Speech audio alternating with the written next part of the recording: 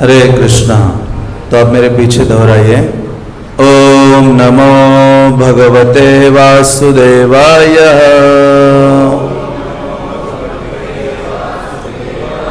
ओम नमो भगवते वासुदेवाय। ओम नमो भगवते वासुदेवाय। ओम अज्ञानतिमिरान्धस्य ज्ञानाञ्जनशलाकया चक्षुरुन्मिलितं येन तस्मै श्रीगुरवे नमः।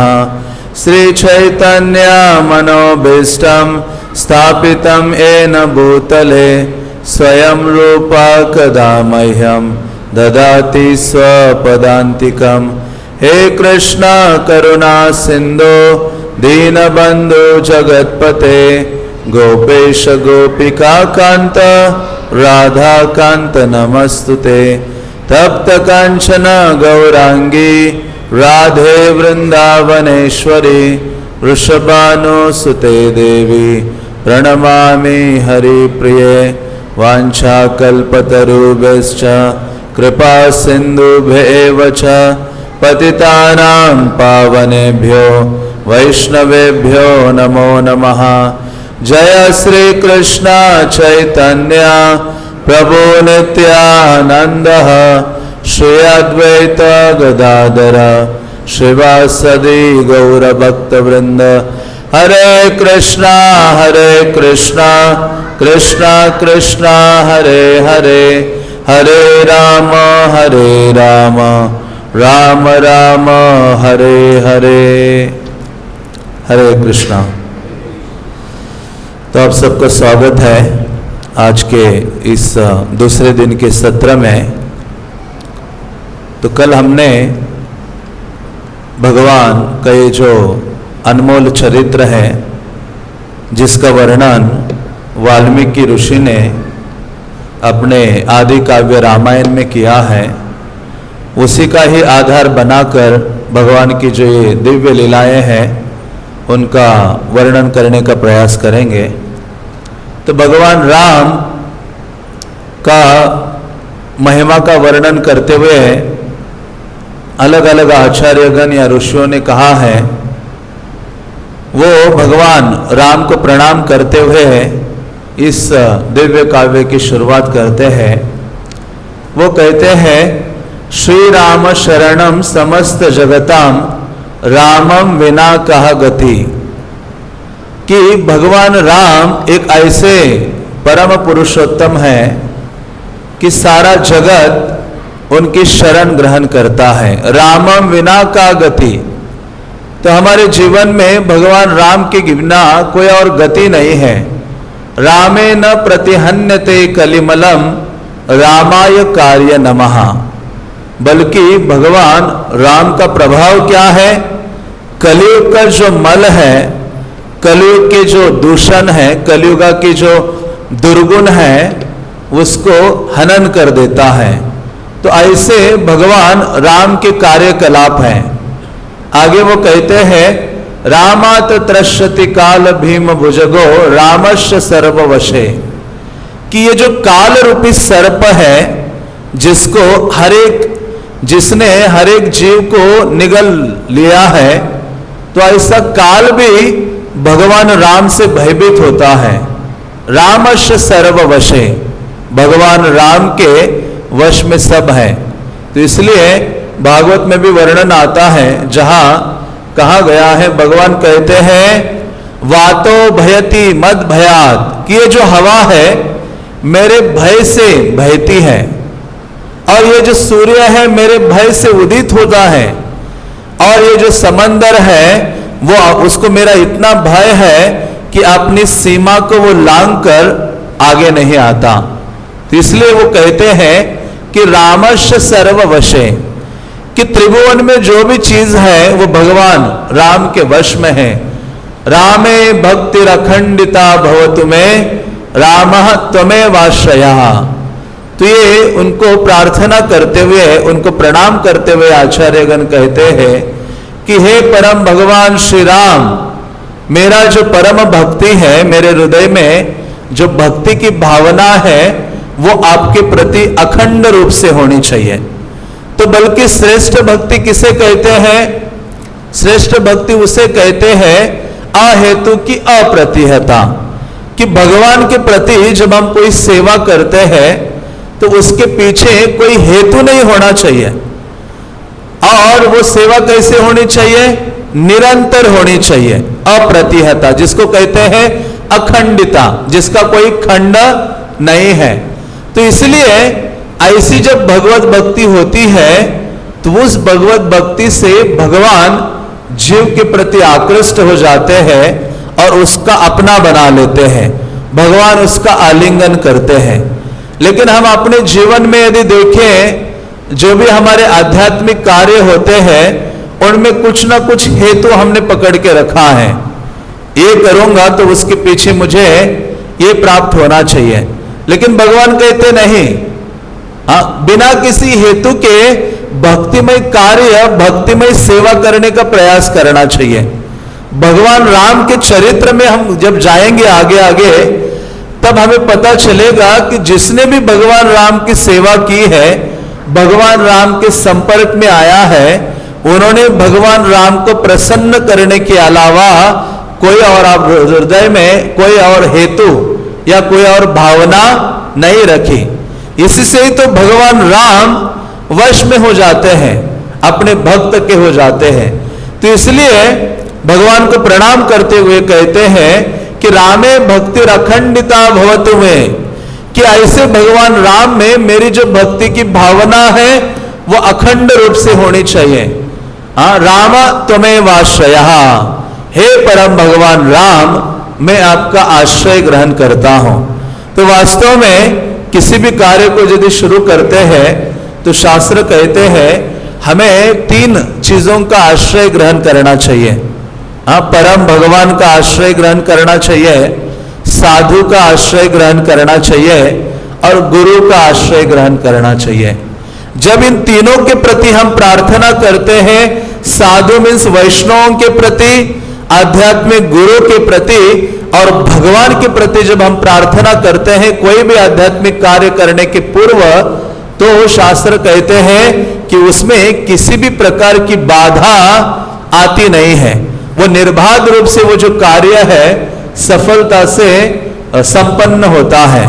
तो ऐसे वाल्मीकि ऋषि हैं जिन्होंने, जिनकी सबसे बड़ी देन क्या है वाल्मीकि की, जिन्होंने हमें भगवान राम की कथा प्रदान की है, भगवान राम का चरित्र प्रदान किया है। वास्तव में ये जीवन हम लेते हैं तो हमें कुछ ना कुछ कंट्रीब्यूट करके इस जगत से चला जाना चाहिए, क्योंकि मृत्यु तो वैसे ही आनी है।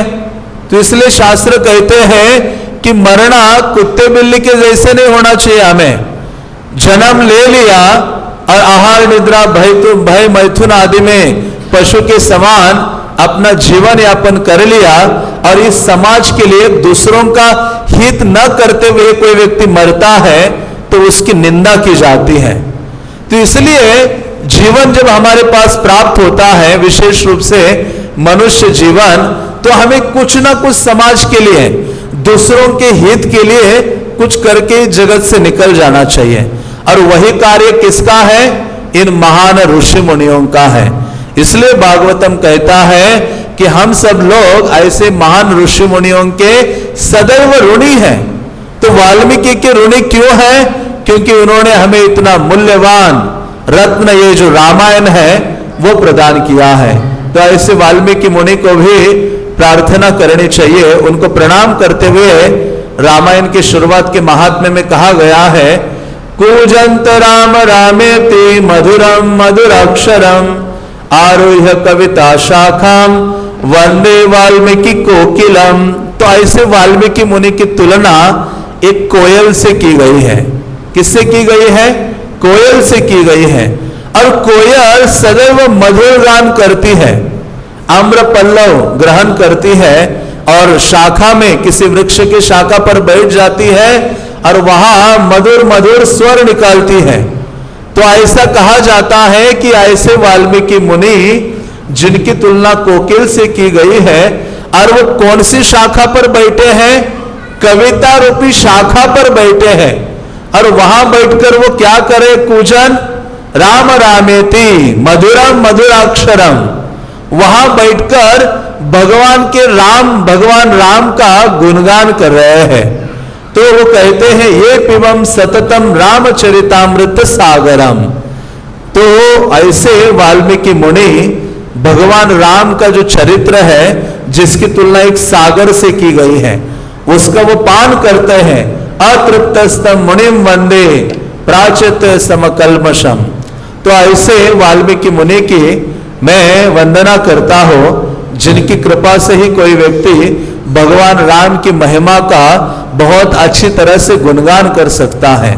और तीसरे जिनका आश्रय ग्रहण करना चाहिए वो कौन है? हनुमान जी हैं। क्योंकि यत्र यत्र रघुनाथ कीर्तनम, जहां जहां रघुनाथ का कीर्तन होता है वहां वहां हनुमान उपस्थित हो जाते हैं। और हमारे लिए तो सौभाग्य है, केवल हनुमान ही नहीं है, यहां कौन कौन विराजमान है? साक्षात भगवान राम है, उनकी भार्या सीता है, लक्ष्मण है और हनुमान है। पूरा एक पैकेज है हमारे पास। भगवान साक्षात यहाँ विराजमान है और जिनके सामने बैठकर हमें उनका गुणगान करने का मौका प्राप्त हुआ है या श्रवण करने का मौका प्राप्त हुआ है। तो ऐसे हनुमान को प्रणाम करते हुए आचार्यगण कहते हैं भगवान की चर्चा को प्रारंभ करना चाहिए। मनोजवम मारुत तुल्य वेगम जितेंद्रियम बुद्धिमताम वरिष्ठम। तो जितेंद्रिय है, इंद्रियों को जिन्होंने जीत लिया है, बुद्धिमताम सबसे अधिक बुद्धिमान है, वातात्मजम वानर यूथ मुख्यम श्री रामदूतम शिरसा नमामि। तो ऐसे वातात्मजम जो वायुपुत्र है, तो ऐसे हनुमान को मैं क्या करता हूं, जो राम के दूत है उनके सामने अपने सर को झुकाता हूं, उनको प्रणाम करता हूं, उनकी वंदना करता हूं।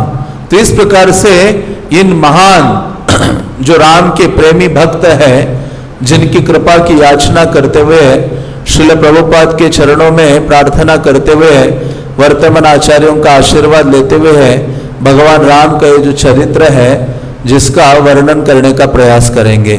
तो कल यदि आप उपस्थित थे तो कल आपने सुना था कि भगवान राम का ये जो चरित्र है जो सारे जगत को पावन करने वाला है और जिसका श्रवण साक्षात सर्वप्रथम भगवान राम ने किया था लव कुश के द्वारा। बालकांड के अंतिम 4 श्लोक लव कुश ने उनको सुनाए थे, जिसको सुनने मात्र से भगवान राम को पूरा राम अपना जीवन याद आता है और वो मूर्छित होकर गिर जाते हैं।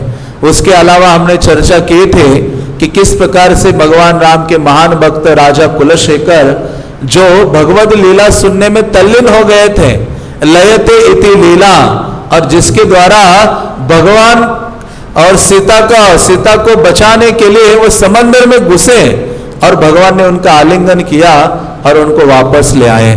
तो इस प्रकार से ऐसी चर्चा करते करते रामायण की जो श्रवण की महिमा है जिसको हमने कल स्थापित किया था, और कैसे 9 दिनों के लिए भगवान राम का ये चरित्र व्यक्ति को सुनना चाहिए, जिसका वर्णन भी हमने किया था। और फाइनली फिर हमने जो रामायण के अलग अलग कांड हैं उनमें से जो सर्वप्रथम कांड है बालकांड, उसकी शुरुआत की थी। और वो बालकांड में जो प्रमुखता है वो भी हमने बताया था कि बालकांड की प्रमुखता क्या है, उसमें यज्ञ की प्रधानता है। और बालकांड में 3 प्रमुख यज्ञ हुए थे। पहला यज्ञ हुआ था भगवान राम के प्राकट्य के लिए, दूसरा यज्ञ हुआ था विश्वामित्र मुनि ने किया था, और तीसरा यज्ञ क्या था, किसको याद है? सीता देवी का भगवान ने उनको स्वीकार करना, जिसको विवाह यज्ञ के रूप में कहा गया है। तो इस प्रकार से कल हमने चर्चा की थी, तो आगे हम बढ़ेंगे। कल यह भी चर्चा की थी कि रामायण जो ग्रंथ है उसकी शुरुआत में ही पहले श्लोक में ही वर्णन आता है कि तपोनिधि वाल्मीकि मुनि अपने आश्रम में थे, जो जिनको देखने के लिए नारद मुनि आ जाते हैं। और नारद मुनि उनके आध्यात्मिक गुरु हैं। नारद मुनि जैसे ही आते हैं उनका स्वागत करते हैं, पाद्य अर्घ्य आदि उनको अर्पित करते हैं, उनकी आराधना करते हैं और उनको संतुष्ट करने के बाद उनको प्रश्न पूछते हैं। यही तो भगवत गीता में भगवान कहते हैं कि किसी को आपको प्रश्न पूछना है तो पहले क्या करो, उनकी सेवा करो।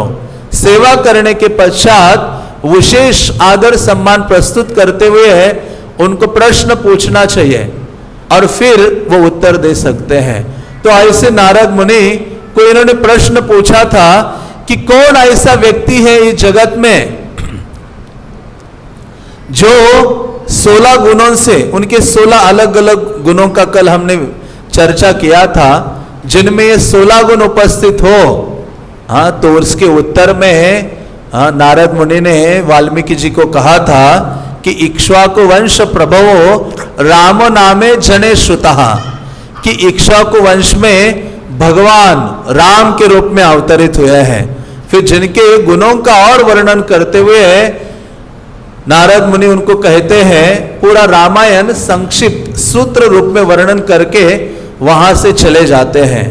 तो आपको याद होगा यहां तक हमने चर्चा की थी और फिर हम भी यहां से चले गए थे। तो फिर आगे बढ़ते हुए शास्त्र कहते हैं कि नारद मुनि की ये विशेषता है। नारद मुनि ने ऐसे 2 भक्तों को पकड़ा जिन्होंने हमें अनमोल ग्रंथ दे दिए हैं।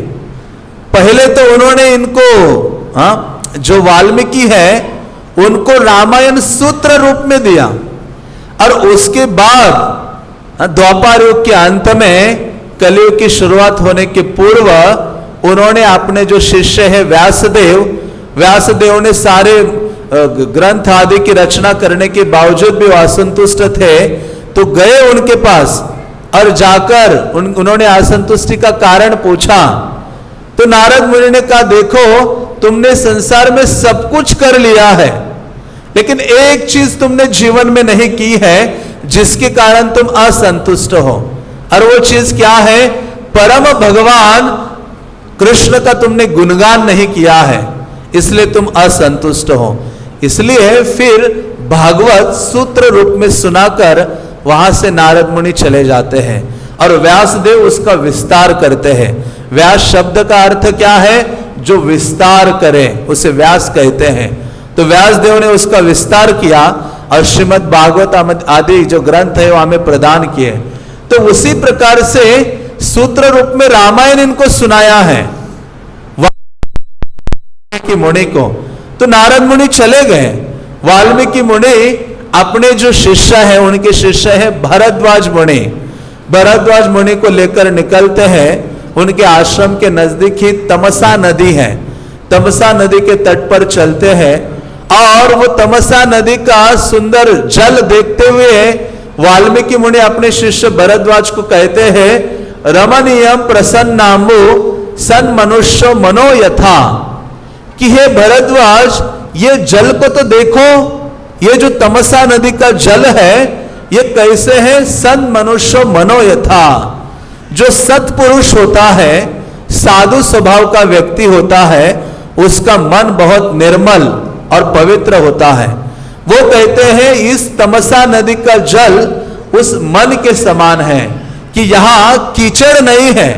जिस प्रकार से साधु स्वभाव के मन के वाले व्यक्ति के मन में कीचड़ या अमल की भावना नहीं होती, गंदगी की भावना नहीं होती, उसी प्रकार से मुझे यह जल लग रहा है। तो क्या करो हे भरद्वाज, यहां मेरे वस्त्र वलकल रखो और यहां कलश आदि रखो, तो मैं क्या करूंगा? स्नान करूंगा। तो वो भरद्वाज मुनि उनके वो सारी चीजें रखते हैं। तो वाल्मीकि ऋषि थोड़ा तमसा नदी के तट पर थोड़ी देर के लिए विचरण करना शुरू करते हैं। विचरण करते करते उन्होंने देखा, 2 पक्षियों को देखा। क्रौंच पक्षी, छोटे आकार के होते हैं, क्रौंच पक्षी को देखा जो आपस में वो जोड़ा, एक मेल और फीमेल, मादा और एक नर, आपस में ये जोड़ा क्या कर रहा था? मधुर भाषा में आपस में संवाद कर रहा था। और जैसे ये संवाद कर रहे थे, उनकी ये भावना थी कि हम कभी भी अलग ना हो जाए, क्योंकि अलग होने का जो दुख है वो सहा नहीं जाता। तो ऐसे ये चर्चा कर ही रहे थे, तो उसी समय काल, क्योंकि सबसे बलवान कौन है इस संसार में? काल। इसलिए तो भगवान कहते हैं कालोस्मि लोक क्षयकृत प्रवृत्तो। हे अर्जुन, इतने सारे तुम्हें देख रहे हैं ना, ये सारे रणांगन में लोग, ये तो मेरे द्वारा मारे जाने वाले हैं, क्योंकि मैं काल के रूप में इनका वास्तव में क्षय कर चुका हूं। बस तुम तो एक निमित्त मात्र तुम्हें बनना है। तो उसी समय ये पक्षी आपस में बात कर रहे थे, मानो वो पति पत्नी ही है।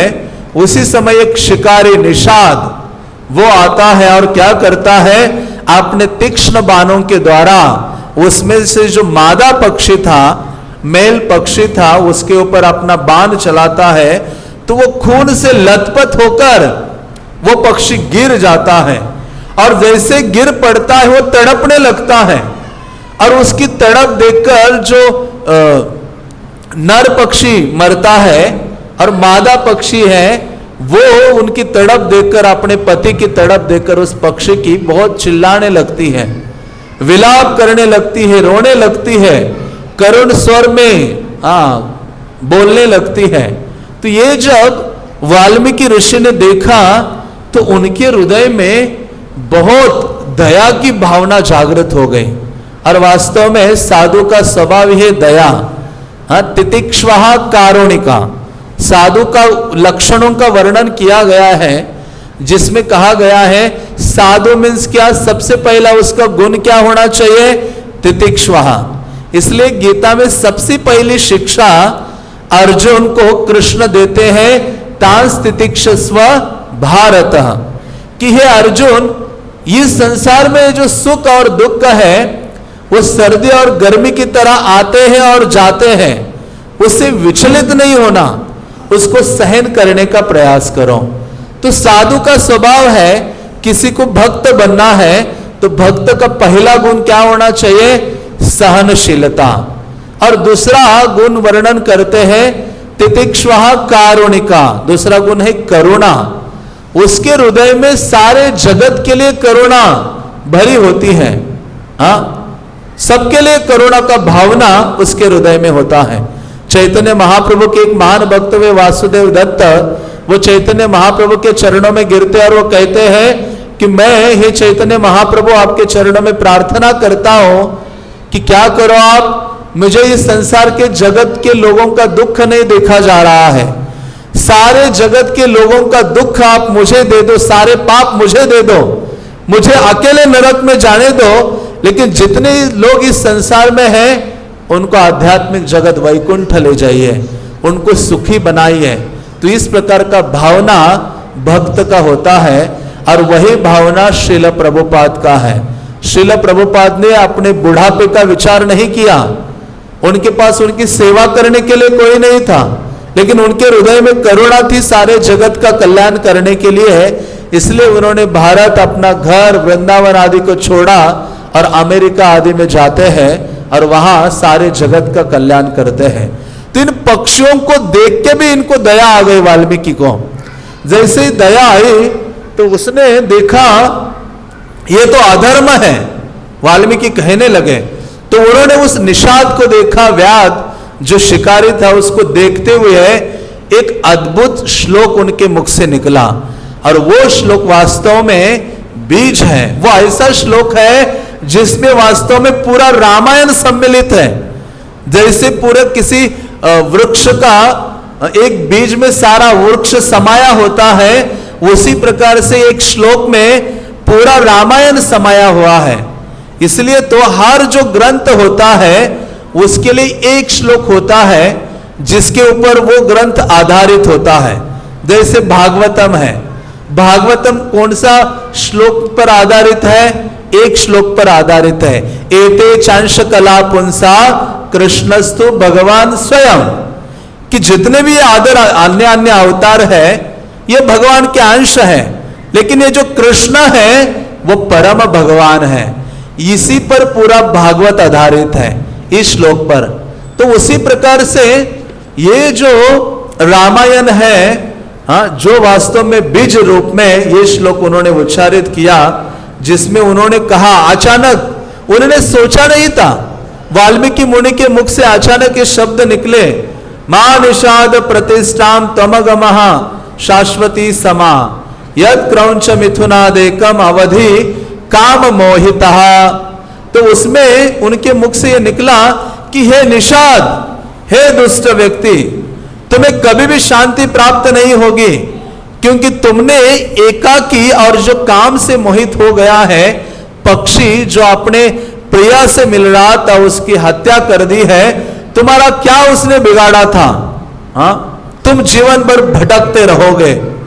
ऐसे जब वचन निकले इनके मुख से तो वाल्मीकि मुनि विचार करने लगे, अरे मैंने क्या कह दिया। वाल्मीकि मुनि ये बोलकर शोक से पीड़ित हो गए कि किसी पक्षियों को देखकर मेरे हृदय में ऐसी भावना का उदय हो गया है। तो ऐसे वाल्मीकि सोचने लगे और वाल्मीकि मुनि ने वास्तव में वो महत्वपूर्ण श्लोक है जिसमें उन्होंने बोला था, मां निषाद प्रतिष्ठा तमगमः शाश्वती समा। तो जो उन्होंने मां शब्द यूज किया था वो सीता देवी या लक्ष्मी के लिए वो इस्तेमाल हुआ था। मां निषाद, निषाद मीन्स जिनके हृदय में लक्ष्मी निवास करती है। उसका एक दूसरा अर्थ आचार्यगण कहते हैं कि ऐसी लक्ष्मी जो भगवान के हृदय में निवास करती है उनको संबोधित करते हुए वाल्मीकि ऋषि कह रहे हैं कि हे लक्ष्मी निवास परम भगवान, आपकी जो प्रतिष्ठा है, आपका यश है, वो शाश्वत रूप से इस संसार में बना रहे। और फिर उन्होंने ये तो सीताराम के लिए उन्होंने बोला और दूसरे लाइन में वो कहते हैं, यद क्रौंच मिथुनादेकम अवधि। क्रौंच जो पक्षी मारा गया था, क्रौंच उसकी तुलना उन्होंने किससे की गई थी? रावण से की गई थी, रावण से की गई। और दूसरा जो पक्षी है मादा पक्षी, अपने नर पक्षी के मृत्यु के बाद जो करुण क्रंदन कर रहा था उसकी तुलना उन्होंने की थी मंदोदरी से, कि एक पक्षी मरा मीन्स रावण मरा है भगवान राम के हाथ से, और उसके मृत्यु का कारण क्या है? काम मोहिता। क्या कारण था उसका? काम मोहिता, कि काम से मोहित होने के कारण उस रावण ने सीता को अपना बना लिया, जिसके कारण उसका वध हुआ है। और दूसरा जो क्रौंच पक्षी है जिसकी तुलना मंदोदरी से की गई है, वो उसके शरीर को लेकर क्या कर रही है? जोर जोर से विलाप कर रही है। तब ऐसा अर्थ उसमें से निकल आया तो वास्तव में समझे कि ये साधारण नहीं है। तो ऐसे वाल्मीकि मुनि ने अपने शिष्य भरद्वाज मुनि को बोला कि मेरे मुख से ऐसा एक श्लोक निकला है, और ये ऐसा श्लोक निकला जो 4 चरणों में है और विशेष छंद के द्वारा आवृत्त है और वो गाया जा सकता है। तो वाल्मीकि मुनि उस नदी से वापस अपने आश्रम में आ गए। आश्रम में आकर अपना नियमित कार्य करने लगे। कुछ भी कार्य करो उनको बार बार वही श्लोक याद आ रहा था, बार बार वही श्लोक याद आ रहा था, क्योंकि उस श्लोक में एक शोक उनके हृदय से बाहर निकला था। और वास्तव में ये शोक से श्लोक का जन्म होता है। शोक से किसका जन्म होता है? श्लोक का। अब देखो परीक्षित महाराज भी जब उनको शाप मिला तो भी वो शोक ही कर रहे थे, जिसके द्वारा भागवत का जन्म हुआ है। और गीता का पहला अध्याय ले लो, उसका नाम ही क्या है? अर्जुन विषाद योग।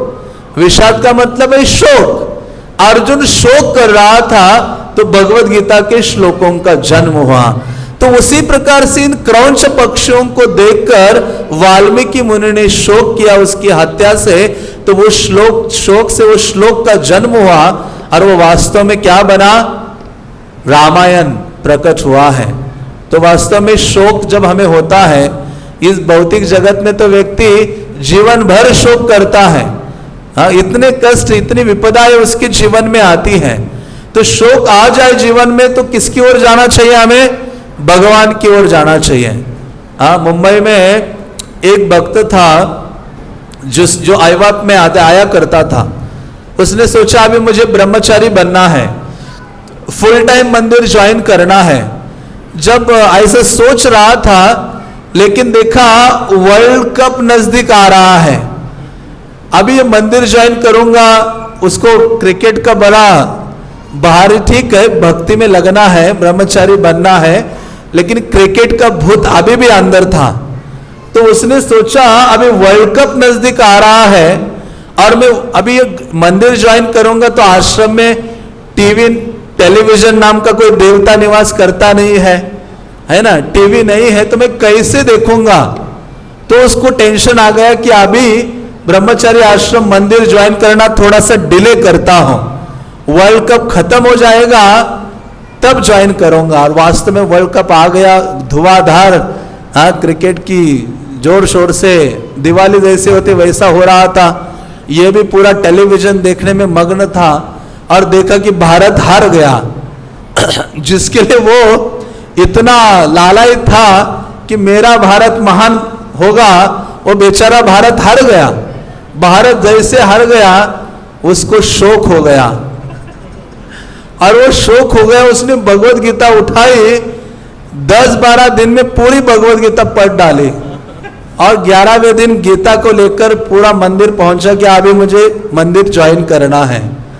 तो वो भक्त बना। आज भी वो है, मुंबई में ब्रह्मचारी हैं, बड़े सीनियर डिवोटी हैं। तो इस प्रकार से शोक आ भी जाए तो वो शोक के द्वारा हमें भगवान की ओर जाना चाहिए।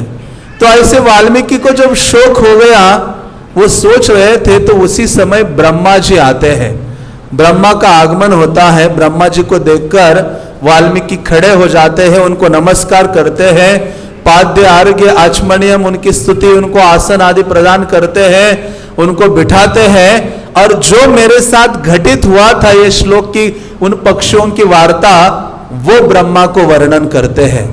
जैसे ही ब्रह्मा को बोलते हैं, और ये जो श्लोक भी जो निकला था मुख से वो भी उन्होंने बोल दिया। तो ब्रह्मा कहते हैं ये वास्तव में मेरी प्रेरणा से, तुम्हारी जिह्वा से ये श्लोक निकला है, इसलिए तुम क्या करो, रामस्य चरितम कृष्णम कुरु तुम ऋषि सत्तमः। हे ऋषि, राम का चरित्र बहुत विस्तृत रूप से तुम अभी वर्णन करो। धर्मात्मनो भगवतो लोके रामस्य धीमतः वृत्तम कथय धीरस्य यथा ते नारदा श्रुतम। कि जो राम है वो धर्मात्मा है, और साथ ही साथ वो धीर पुरुष है, सबसे बुद्धिमान है। ऐसे भगवान राम का तुम क्या है, चरित्र का वर्णन करो, जो तुमने नारद के द्वारा सुना हुआ था।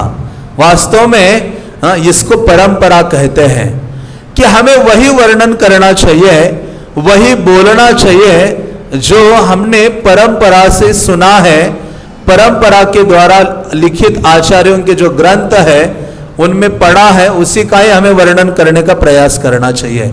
उसी से ही हमारे पास सारी सिद्धियां आ जाती हैं, सारी योग्यताएं आ जाती हैं।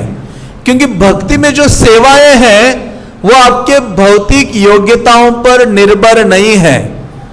वो सारे जो अचीवमेंट है भक्ति में, जो आप भौतिक बड़े बड़े कार्य करते हो, जो आप सोच भी नहीं सकते, वो सब हमें प्राप्त होते हैं केवल कृपा के द्वारा, जिसके द्वारा हम ये कार्य कर पाते हैं।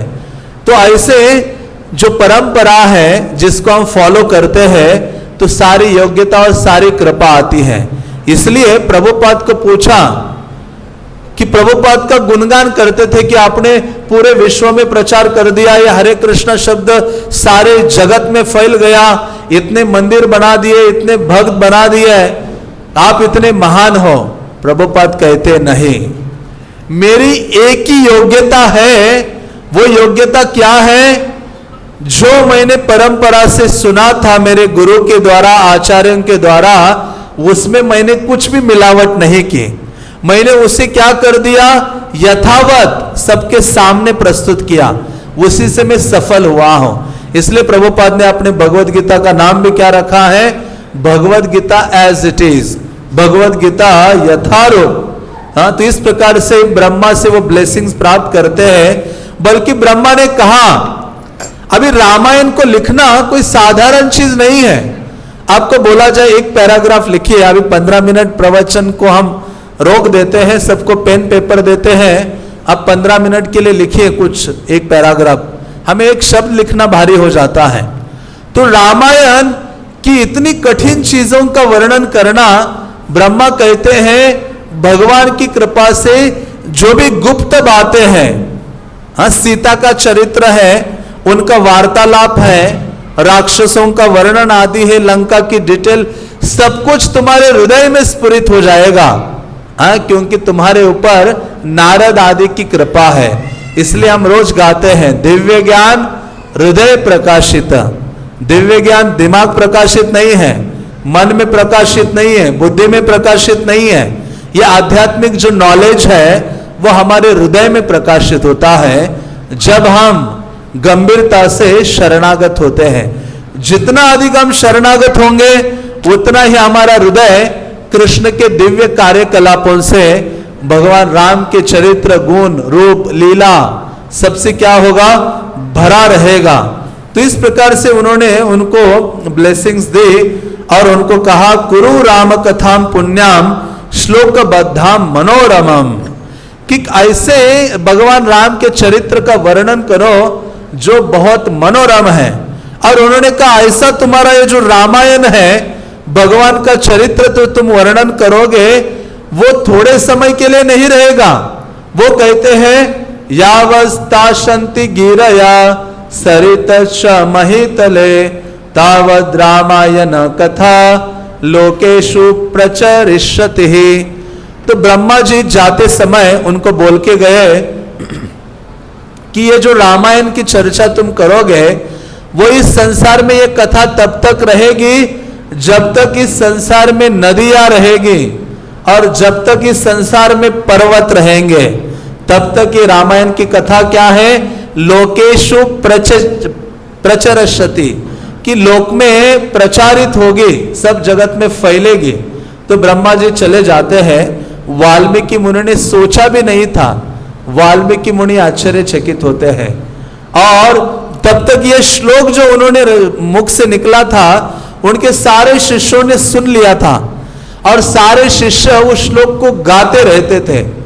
और रामायण का मैं रचना करूं इस पर वो विचार करने लगे। फिर एक दिन कुशासन में बैठ गए वाल्मीकि मुनि। उनका जो मति है वो निर्मलता शुद्ध था, जो भगवान में उन्होंने ध्यान लगाया और अपने भक्ति के बल पर उन्होंने अपने आंखें बंद की, भगवान राम का स्मरण किया, तो सारा भगवान राम का चरित्र उनके सामने प्रकट हो गया, मानो आंखों देखा हल जिसे कहते हैं। रामायण में वर्णन आया है कि जिस प्रकार से एक आंवले को हाथ में यदि कोई व्यक्ति लेता है तो वह आंवला पूरी तरह से व्यक्ति को दिखाई देता है, उसका आगे पीछे ऊपर नीचे सब कुछ दिखता है, गोल मटोल आंवला। उसी प्रकार से भगवान राम का सारा चरित्र इनको दिखने लगा जो नारद मुनि ने उचित क्रम से वर्णन किया था। तो फिर इन्होंने रामायण की रचना की और ऐसी रचना की जिसमें 24,000 श्लोक और ये जो 500 अध्याय जिनको सर्ग कहा गया है, और ये जो 6 कांड थे, बाद में उत्तरकांड 7वां बाद में लिखा गया। तो ऐसे इन कांडों के द्वारा उन्होंने रामायण का रचना कंप्लीट किया। फिर जैसे उनका ये रामायण कंप्लीट हुआ तो उनको सोचा कि ये तो बुक अभी छप गई है, इसका वितरण होना चाहिए। बुक छापना सरल है लेकिन वो पड़ी रहे तो कोई वैल्यू नहीं है। तो प्रभुपाद जैसे कहते हैं ना कि उन्होंने ग्रंथ छाप दिया है, तो उन्होंने कहा आप मुझे प्रसन्न करना चाहते हो तो इनका क्या करो, वितरण करो, बांटो। तो उन्होंने अपने शिष्यों को बोल दिया इनका वितरण करो। तो ऐसे वाल्मीकि मुनि ने ग्रंथ तो तैयार हो गया, अभी इसका वितरण कैसे किया जाए। देखो व्यासदेव ने जब भागवत लिखी तो उन्होंने उसका डिस्ट्रीब्यूशन एक व्यक्ति से किया। कौन थे वो? शुकदेव गोस्वामी। और शुकदेव गोस्वामी ने भी एक ही व्यक्ति को पकड़ा, और वो कौन थे? राजा परीक्षित। उनके द्वारा जगत में फैल गया।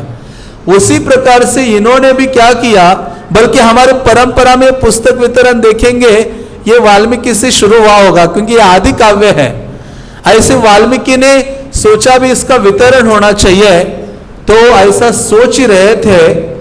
हाँ, तो उस समय और उनके पास उनके आश्रम में रहने वाले सीता के जो पुत्र है लव और कुश आते हैं, उनको देखने मात्र से समझ जाते हैं कि ये दो युवक सही है इसका वितरण करने के लिए। जैसे वृंदावन में हमारे गोस्वामियों ने ग्रंथों की रचना की, तो इसका वितरण श्रीनिवास आचार्य, नरोत्तम दास ठाकुर और श्यामानंद पंडित ने किया था। तो उसी प्रकार से ऐसा जो वितरण का कार्य है वो बहुत महत्वपूर्ण है। वितरण का कार्य जिसका गुणगान गोपियां करती हैं। डिस्ट्रीब्यूशन करना मीन्स कथा को वितरण करना, डिस्ट्रीब्यूशन मीन्स कथा को बोलना। तो इसलिए तो गोपियां कहती है तव कथामृतम तप्त जीवनम कवि विरीडितम कल्मषापहम। हाँ, तो कहते हैं कि ऐसा जो कथा है वो इस संसार में तपे हुए जीवों को ठंडक प्रदान करने वाला है।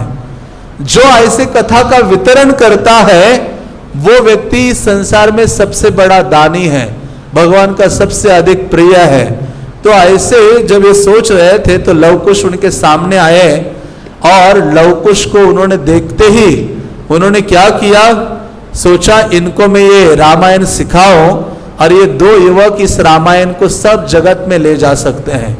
वास्तव में भगवान की सेवा करने के लिए आप केवल डिजायर करते हो ना, कृष्ण सारी सुविधा, सारी योग्यता और सारे लोग आपके पास भेज देते हैं। हाँ, ये विशेष है। प्रभुपाद अमेरिका चले गए, उनके पास सारे लोगों को भेजा। भक्ति सिद्धांत महाराज मायापुर में थे तो उनको कहा, वो प्रचार नहीं करना चाह रहे थे। प्रभुपाद के गुरु महाराज वो कह रहे थे कि मैं मायापुर में भजन ही करूंगा, लेकिन एक दिन आचार्य उनके स्वप्न में आते, भक्ति विनोद ठाकुर आदि, वो कहते कि तुम बस कलकत्ता चले जाओ। वो कहते मैं अकेला कैसे जाऊं, मेरे पास कोई कॉन्टैक्ट्स नहीं है, धन नहीं है, प्रचार कैसे करूं मैं। तो उन्होंने कहा बस आप चले जाओ, सारी चीजें आ जाएगी।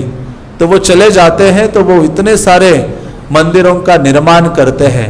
तो उसी प्रकार से जब इन्होंने ये वितरण का सोचा तो लवकुश उनके सामने भगवान ने भेजे। ये दो यशस्वी तरुणों को उन्होंने रामायण सिखाई और इतना मधुर कंठता इनका धारण करने की विशेष शक्ति थी।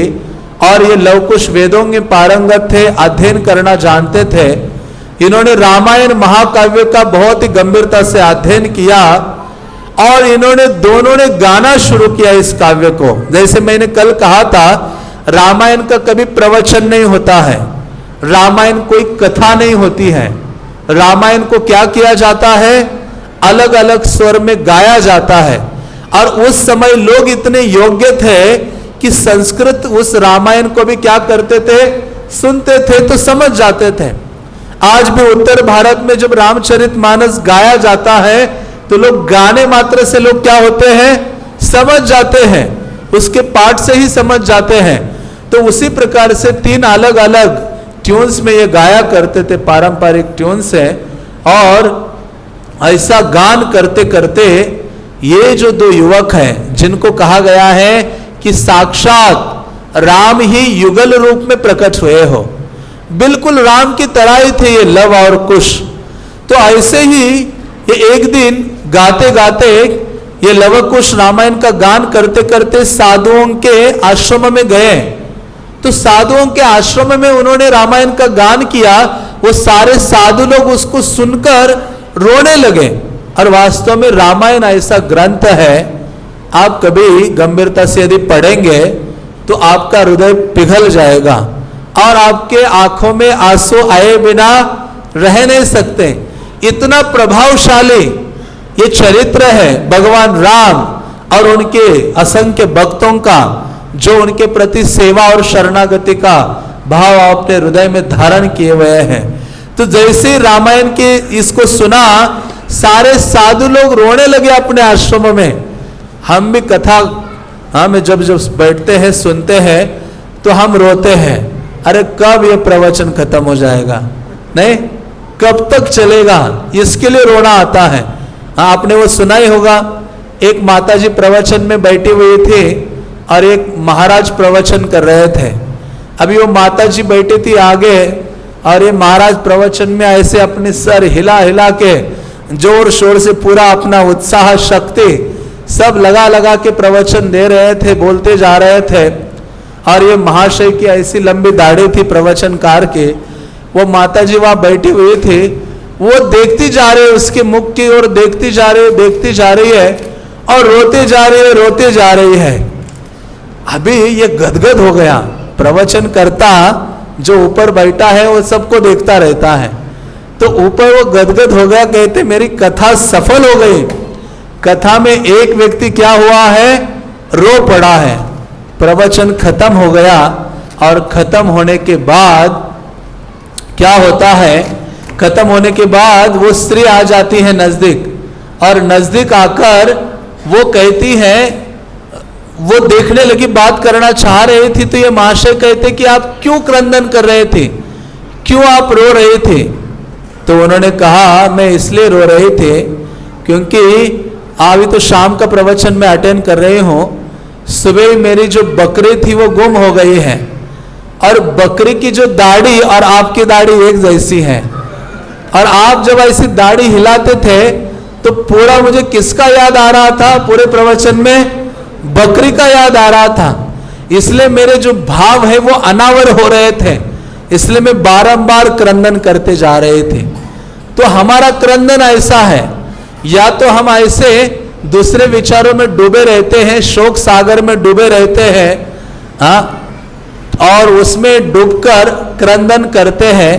तो उसी प्रकार से जो ये जो साधुगण थे, जब उन्होंने रामायण सुना तो उनका क्रंदन ऐसा भौतिक बाह्य क्रंदन नहीं था, वो भगवान के लीला चरित्र को सुनकर सीता देवी का जो भगवान के प्रति समर्पण है, सेवा का भावना है, सबके चरित्रों को सुनकर वो क्रंदन करने लगे और ये प्रशंसा करने लगे लवकुश की कि आप कितने मधुरता से इसका वर्णन करते हो और इतना अद्भुत, मानो ये सारा रामायण हमारे आंखों के सामने चल रहा है कि हम अपने आंखों से देख रहे हैं। तो ऐसे सारे मुनिगण ऋषिगण उनके उस रामायण के चरित्र को सुन के संतुष्ट हो जाते हैं। लवकुश को वो मुनिगण कई सारी भेंट प्रदान करते हैं, कोई कलश कमंडलू देता है, कोई वलकल देता है। वलकल मीन्स जो वृक्ष से जो छाल है उससे बने हुए जो वस्त्र है, मृग चर्म देता है, यज्ञ पवित्र देता है, गेरुवे वस्त्र देता है, रस्सी देता है, भिक्षा पात्र देता है, ऐसे कई चीजें उनको दी जाती हैं। तो ये जो वाल्मीकि का आश्रम और अयोध्या बहुत नजदीक था, ये लवकुश कभी कभी अयोध्या जाया करते थे और दोनों एक साथ जाते थे। अयोध्या एक दिन गए और अयोध्या की गलियों में इन्होंने गाना शुरू कर दिया। इसको कहते पहला, जैसे नाम संकीर्तन है ना, रोड शो, ये रामायण का फर्स्ट रोड शो था। पहला रोड शो हुआ यहां अयोध्या के सड़कों में, गलियों में, और जहां गा रहे हैं लोग भूल गए सारी चीजें। इसको बंद कर दो प्लीज। सारी चीजें लोग भूल गए, अपने घर, अपना सारी चीजें भूल के सारे लोग घर छोड़ छोड़ के उनके पीछे आ गए, उनके पीछे श्रवण करते हुए जा रहे हैं। तो ये भरत के द्वारा राम को ये न्यूज मिली। भरत ने कहा, हे राम, ये जो रामचरित्र है, ये दो युवक अयोध्या में आजकल आए हुए हैं, उन्हें पूरे अयोध्या को ऐसे गोल मटोल कर दिया है, पूरे अयोध्या को अपने वश में कर दिया है।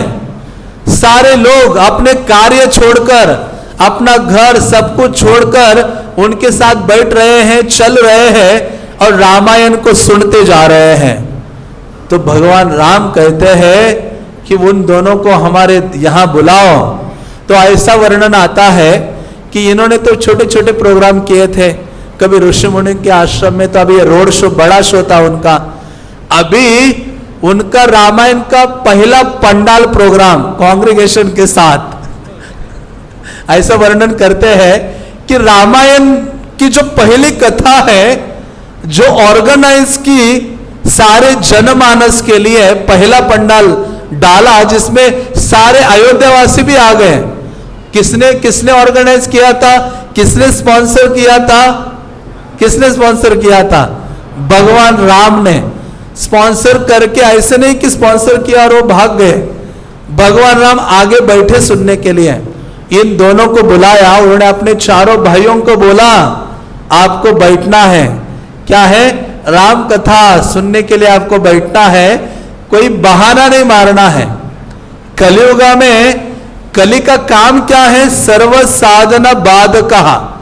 कोई भी आप आध्यात्मिक कार्य करो या डिजायर करो तो उसमें ये कलियुग बाधा दे देता है, कुछ ना कुछ बहानेबाजी दे देता है। और हम कलियुग के जो चतुर हैं बहाने मारने के लिए, और बहाने मारने के लिए कलियुगा ने अपना एक दूत हमारे साथ दे दिया है, वो मोबाइल है। नहीं, कुछ काम नहीं है, किसी ने फोन कर देने पहुंच रहा हो, अभी अभी यहां ही हो, बस आपके घर के बाहर हो, है अपने घर में। तो मतलब बहाने मारने के लिए इतने सारे हमारे पास उपाय हैं। कलियुग के लोग प्योर बहाने मारने वाले लोग हैं। तो भगवान राम कहते किसी को बहाना नहीं मारना है, सबको इसमें उपस्थित होना है। तो ऐसा पहला पंडाल प्रोग्राम ऑर्गेनाइज किया राम ने, और राम ने उनके लिए आसन, ऊंचा आसन दिया लव कुश के लिए। अभी ये राजा है तो नीचे नहीं बैठेंगे, राजा है तो राम का आसन बड़ा ऊंचा था जिसके ऊपर राम बैठे हुए थे, और वो श्रवण करना उन्होंने शुरू कर दिया रामायण को। और फिर लव कुश मधुर ध्वनि से वर्णन करने जा रहे थे। जैसे वर्णन शुरू किया तो ऐसा वर्णन आता है कि आसक्त मनहा, एक शब्द आता है उस श्लोक में जहां ये शुरुआत होती है, जिसमें कहते हैं कि भगवान राम का मन इतना आसक्त हो गया उस चरित्र को सुनने के लिए कि भगवान राम ऊपर बैठे बैठे, जब अभी वो ऊपर थे आसन में, इतने उसमें एकाग्र चित्त हो गए, मग्न हो गए कि भगवान राम अपने आसन से उतर के अपने आसन के नीचे वाले सीढ़ियों में बैठ गए। फिर इतने लालायित हो गए, लवकुश तो थोड़े से दूर थे उनके, फिर उस सीढ़ी से और नीचे सरकते सरकते आगे खिसकते खिसकते कहां पहुंच गए? लव कुश के चरणों में जाकर बैठ गए। और उनको भान नहीं है, सुध-बुध नहीं है कि मैं कहां बैठा हूं। अयोध्या का राजा परम भगवान अपने चरित्र को, अपने कथा को सुनने के लिए लव कुश के चरणों में बैठ जाते हैं और अपना कंठ ऊपर करके श्रवण करने लगते हैं। सारी प्रजा आश्चर्यचकित हो रहे थे कि कैसे इतनी तन्मयता है। हाँ, तो भगवान का ये जो चरित्र है, जैसे मन में मैंने कल भी कहा था कि ये बहुत अमृतमय है, जिसको श्रवण करने के लिए भगवान भी लालायित होते हैं। तो ऐसा रामायण वहां शुरू होता है, वहां उन्होंने बोलना शुरू किया, तो जो उन्होंने बोला वही रामायण के श्लोकस कंटिन्यू होते हैं। लव कुश ने बोलना शुरू किया, बोलते हुए उन्होंने कहा कि अभी हम ये जो आदि काव्य है, जो मनुवंश में प्रकट या सूर्य वंश में जो प्रकट भगवान राम है, उनके चरित्र का वर्णन परंपरा के द्वारा करने जा रहे हैं। और इसका वर्णन हम आदि से लेकर अंत तक करेंगे। तो लेकिन हे श्रोताओं, आपको कैसे सुनना चाहिए? श्रोतव्य मन अनसूयतः, वो उन्होंने एक अर्थ डाल दी। उन्होंने कहा आपको अनसूयवे, हाँ, जैसे गीता में भी 9वें अध्याय में शब्द आता है कि भगवान कहते हैं अर्जुन आपको कैसे सुनना है? अनसूयवे, मतलब ईर्ष्या से रहित, द्वेष से रहित। उस भावना को त्याग दो और क्या करो? बैठ जाओ भगवान की गाथा को सुनने के लिए।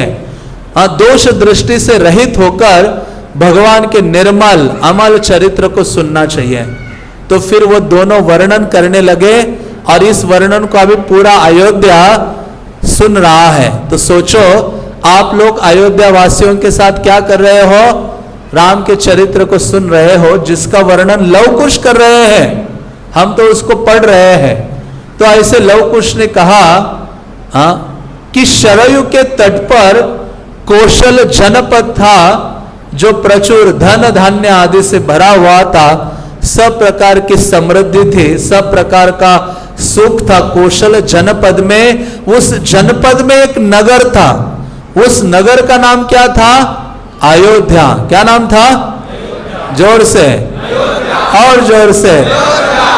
तो वो कहते हैं अयोध्या नाम नगरी तत्रासि लोक विश्रुतः मनुना मानवेंद्रेण या पुरी निर्मिता स्वयं। वो कहते हैं अयोध्या नाम नगरी तत्रासि लोक विश्रुतः। लोक विश्रुत में सारे लोकों में ये जो अयोध्या नगरी है बहुत अधिक फेमस, प्रसिद्ध थी। मनुना मानवेंद्रेण या पुरी निर्मिता स्वयं, कि जो आदि मनु है, स्वयंभव मनु ने, ये मनु ने स्वयं इस नगरी को बनाया था। हाँ, ऐसा ये नगरी था जिसका नाम अयोध्या है। अयोध्या का मतलब क्या है? अयोध्या, कि प्रतिद्वंद्वी इसको भेद कर कभी आ नहीं सकता, या युद्ध किए बिना उसमें प्रवेश नहीं कर सकता। अयोध्या, योद्धा का वह कोई काम ही नहीं है, ऐसी वो अयोध्या है। तो ऐसी अयोध्या का सबसे पहले वर्णन शुरू करते हुए रामचरित्र का वर्णन लव कुश करते हैं। वो कहते हैं कि ऐसी अयोध्या 12 योजन लंबी थी, 3 योजन चौड़ी थी, बहुत बड़े बड़े राजमार्ग थे। उस राजमार्ग के साइड दोनों बाजुओं में बहुत सारे पुष्प आदि खिले हुए थे, और अयोध्या के सड़कों में सुगंधित जल का छिड़काव निरंतर होता रहता था। और दशरथ महाराज ने तो जब से वो राजा बने तब से उस नगरी की सुंदरता को उन्होंने और ही बढ़ा दिया था। स्वर्ग से भी सुंदर ऐसी अयोध्या थी, जिसमें बड़े बड़े फाटक थे, सूत मागध आदि भगवान का निरंतर गुणगान करते थे। बड़ी बड़ी अट्टालिकाएं उस नगर में थी, सब प्रकार के पशु थे, सुवर्ण आदि थे, बड़े बड़े उद्यान थे, बगीचे थे, और अलग अलग प्रकार के सब प्रकार के फलों वाले वृक्ष थे। जहां फलों वाले वृक्ष होते हैं वो भूमि बहुत पावन होती है, बहुत धन्य होती है, जिसका वर्णन भागवत में किया गया है। तो ऐसा वर्णन करते हुए कहते हैं कि ऐसे दशरथ महाराज ऐसे नगरी का और वहां के प्रजा का पालन अपने पुत्र के समान करते थे। ऐसे दशरथ महाराज इक्ष्वाकु वंश में प्रकट हुए थे, जो अतिरथी थे, मतलब 10,000 महारथियों के साथ जो अकेला युद्ध कर सकता है, इतना पावरफुल योद्धा दशरथ महाराज थे। दशरथ मतलब 10 दिशाओं में वो जाने के लिए सक्षम थे, इसलिए उनका दशरथ नाम था। तो ऐसे नगरी का वर्णन करते हुए वो कहते हैं कि ऐसे महाराज दशरथ भगवान के महान भक्त थे। कोई पूछेगा कि ये दशरथ महाराज किसकी पूजा करते थे? दशरथ महाराज के घर में उनकी कुल देवता थे, और ये कुल देवता शुरुआत से थे, जिनका नाम था रंगनाथ। यदि आप दक्षिण भारत जाते हो, श्रीरंगम में रंगनाथ है। तो ये जो रंगनाथ है, जो इनके घर में पूजा ग्रह में दशरथ महाराज के थे, जिनकी आराधना कौशल्य आदि के साथ, कौशल्य निरंतर उस विग्रह के नजदीक रहकर उनकी आराधना किया करते थे, उनकी पूजा किया करते थे। तो ऐसे दशरथ महाराज भगवान के महान भक्त थे, सारे गुणों से संपन्न थे, राजर्षि थे। और फिर लवकुश कहते हैं कि अयोध्या में निवास करने वाले जो लोग थे, तस्मिन पुरवरे रिष्टा धर्मात्मनो बहुश्रुता नरा तुष्टा धने स्वे स्वेर लुब्धा सत्यवादिना। वो अयोध्या के लोगों का वर्णन करते हुए कहते हैं कि सबसे पहले उनका लक्षण क्या दिख रहा था अयोध्या वासियों का? रिष्टहा, मतलब वो सारे लोग आनंदित थे। अयोध्या में कोई व्यक्ति दुखी नहीं रह सकता, सारे सुखी थे। सुख क्यों था उनके पास? धर्मात्मनो, कि सारे लोग धर्मात्मा थे, धर्म के नियमों का पालन आदि करते थे, जिनके कारण वो निरंतर आनंदित या सुखी थे। और बहुश्रुता, और सारे लोग जिनके पास जो जो चीजें थी उसमें संतुष्ट थे, और साथ ही साथ सत्यवादी नहा, सत्य भाषित है। और एक गुण का वर्णन करते हुए कहते हैं अल्प संचयित है, और उनके पास कोई भौतिक कामना नहीं थे, और वो कंजूस नहीं थे। कलयुग के लोगों के तो ये सारे दुर्गुण हैं। कलयुग के जो लोग हैं वो कृपण है। कृपण क्या है? कंजूस। जैसे मैं कई बार कहता हूं, कंजूस किसे कहते हैं? एक बार एक सेठ जी थे, वो बहुत ही कंजूस थे। अभी कोई व्यक्ति उनके पास घी मांगने आ गया, मतलब वो घी मांगने आ गया, तो उस घी में देखा, डब्बा खोल दिया था, तो उसमें घी में क्या गिर गई? एक मक्खी आकर गिर गई। जैसे मक्खी गिरी और वो घी, जो मक्खी गिरी, तो उस मक्खी को उन्होंने अपने उंगली से निकाल लिया। निकाला, देखा इस मक्खी के साथ क्या जा रहा है? क्या जा रहा था? घी जा रहा था। वो सेठ जी ने मक्खी को यहां डाल दिया और मक्खी को क्या किया? पूरी तरह से चूस लिया, कुछ घी छोड़ा नहीं, फिर मक्खी को बाहर निकाल के रख दिया। तब से यह क्या पड़ा? मक्खी चूस। कंजूस को क्या बोलते हैं? मक्खी चूस। बल्कि गीता का आप दूसरा अध्याय के 7वां श्लोक पढ़ोगे, उसके तात्पर्य में प्रभुपाद कृपण की व्याख्या करते हैं। कृपण व्यक्ति वो है जिसको मनुष्य जीवन प्राप्त करने के बावजूद भी वो भगवत भक्ति में नहीं लगा है, वो व्यक्ति कृपण है। तो ऐसे अयोध्या के निवासी कृपण नहीं थे, क्रूर नहीं थे, मूर्ख नहीं थे, नास्तिक नहीं थे, धार्मिक थे, संयमी थे, सब प्रकार की सामग्री थी, निरंतर चंदन का लेप लगा के रखते थे अपने शरीर में, और कभी भी अपवित्र भोजन नहीं ग्रहण करते थे, हमेशा दान दिया करते थे, और सारे निवासी सुवर्ण आभूषण धारण करते थे। तो वहां सुवर्ण आभूषणों का वर्णन आया है कि सारे निवासी सुवर्ण मुकुट धारण करते थे। तो मुझे लगा कि कलियुगा में भी सबके सर में मुकुट रहते हैं।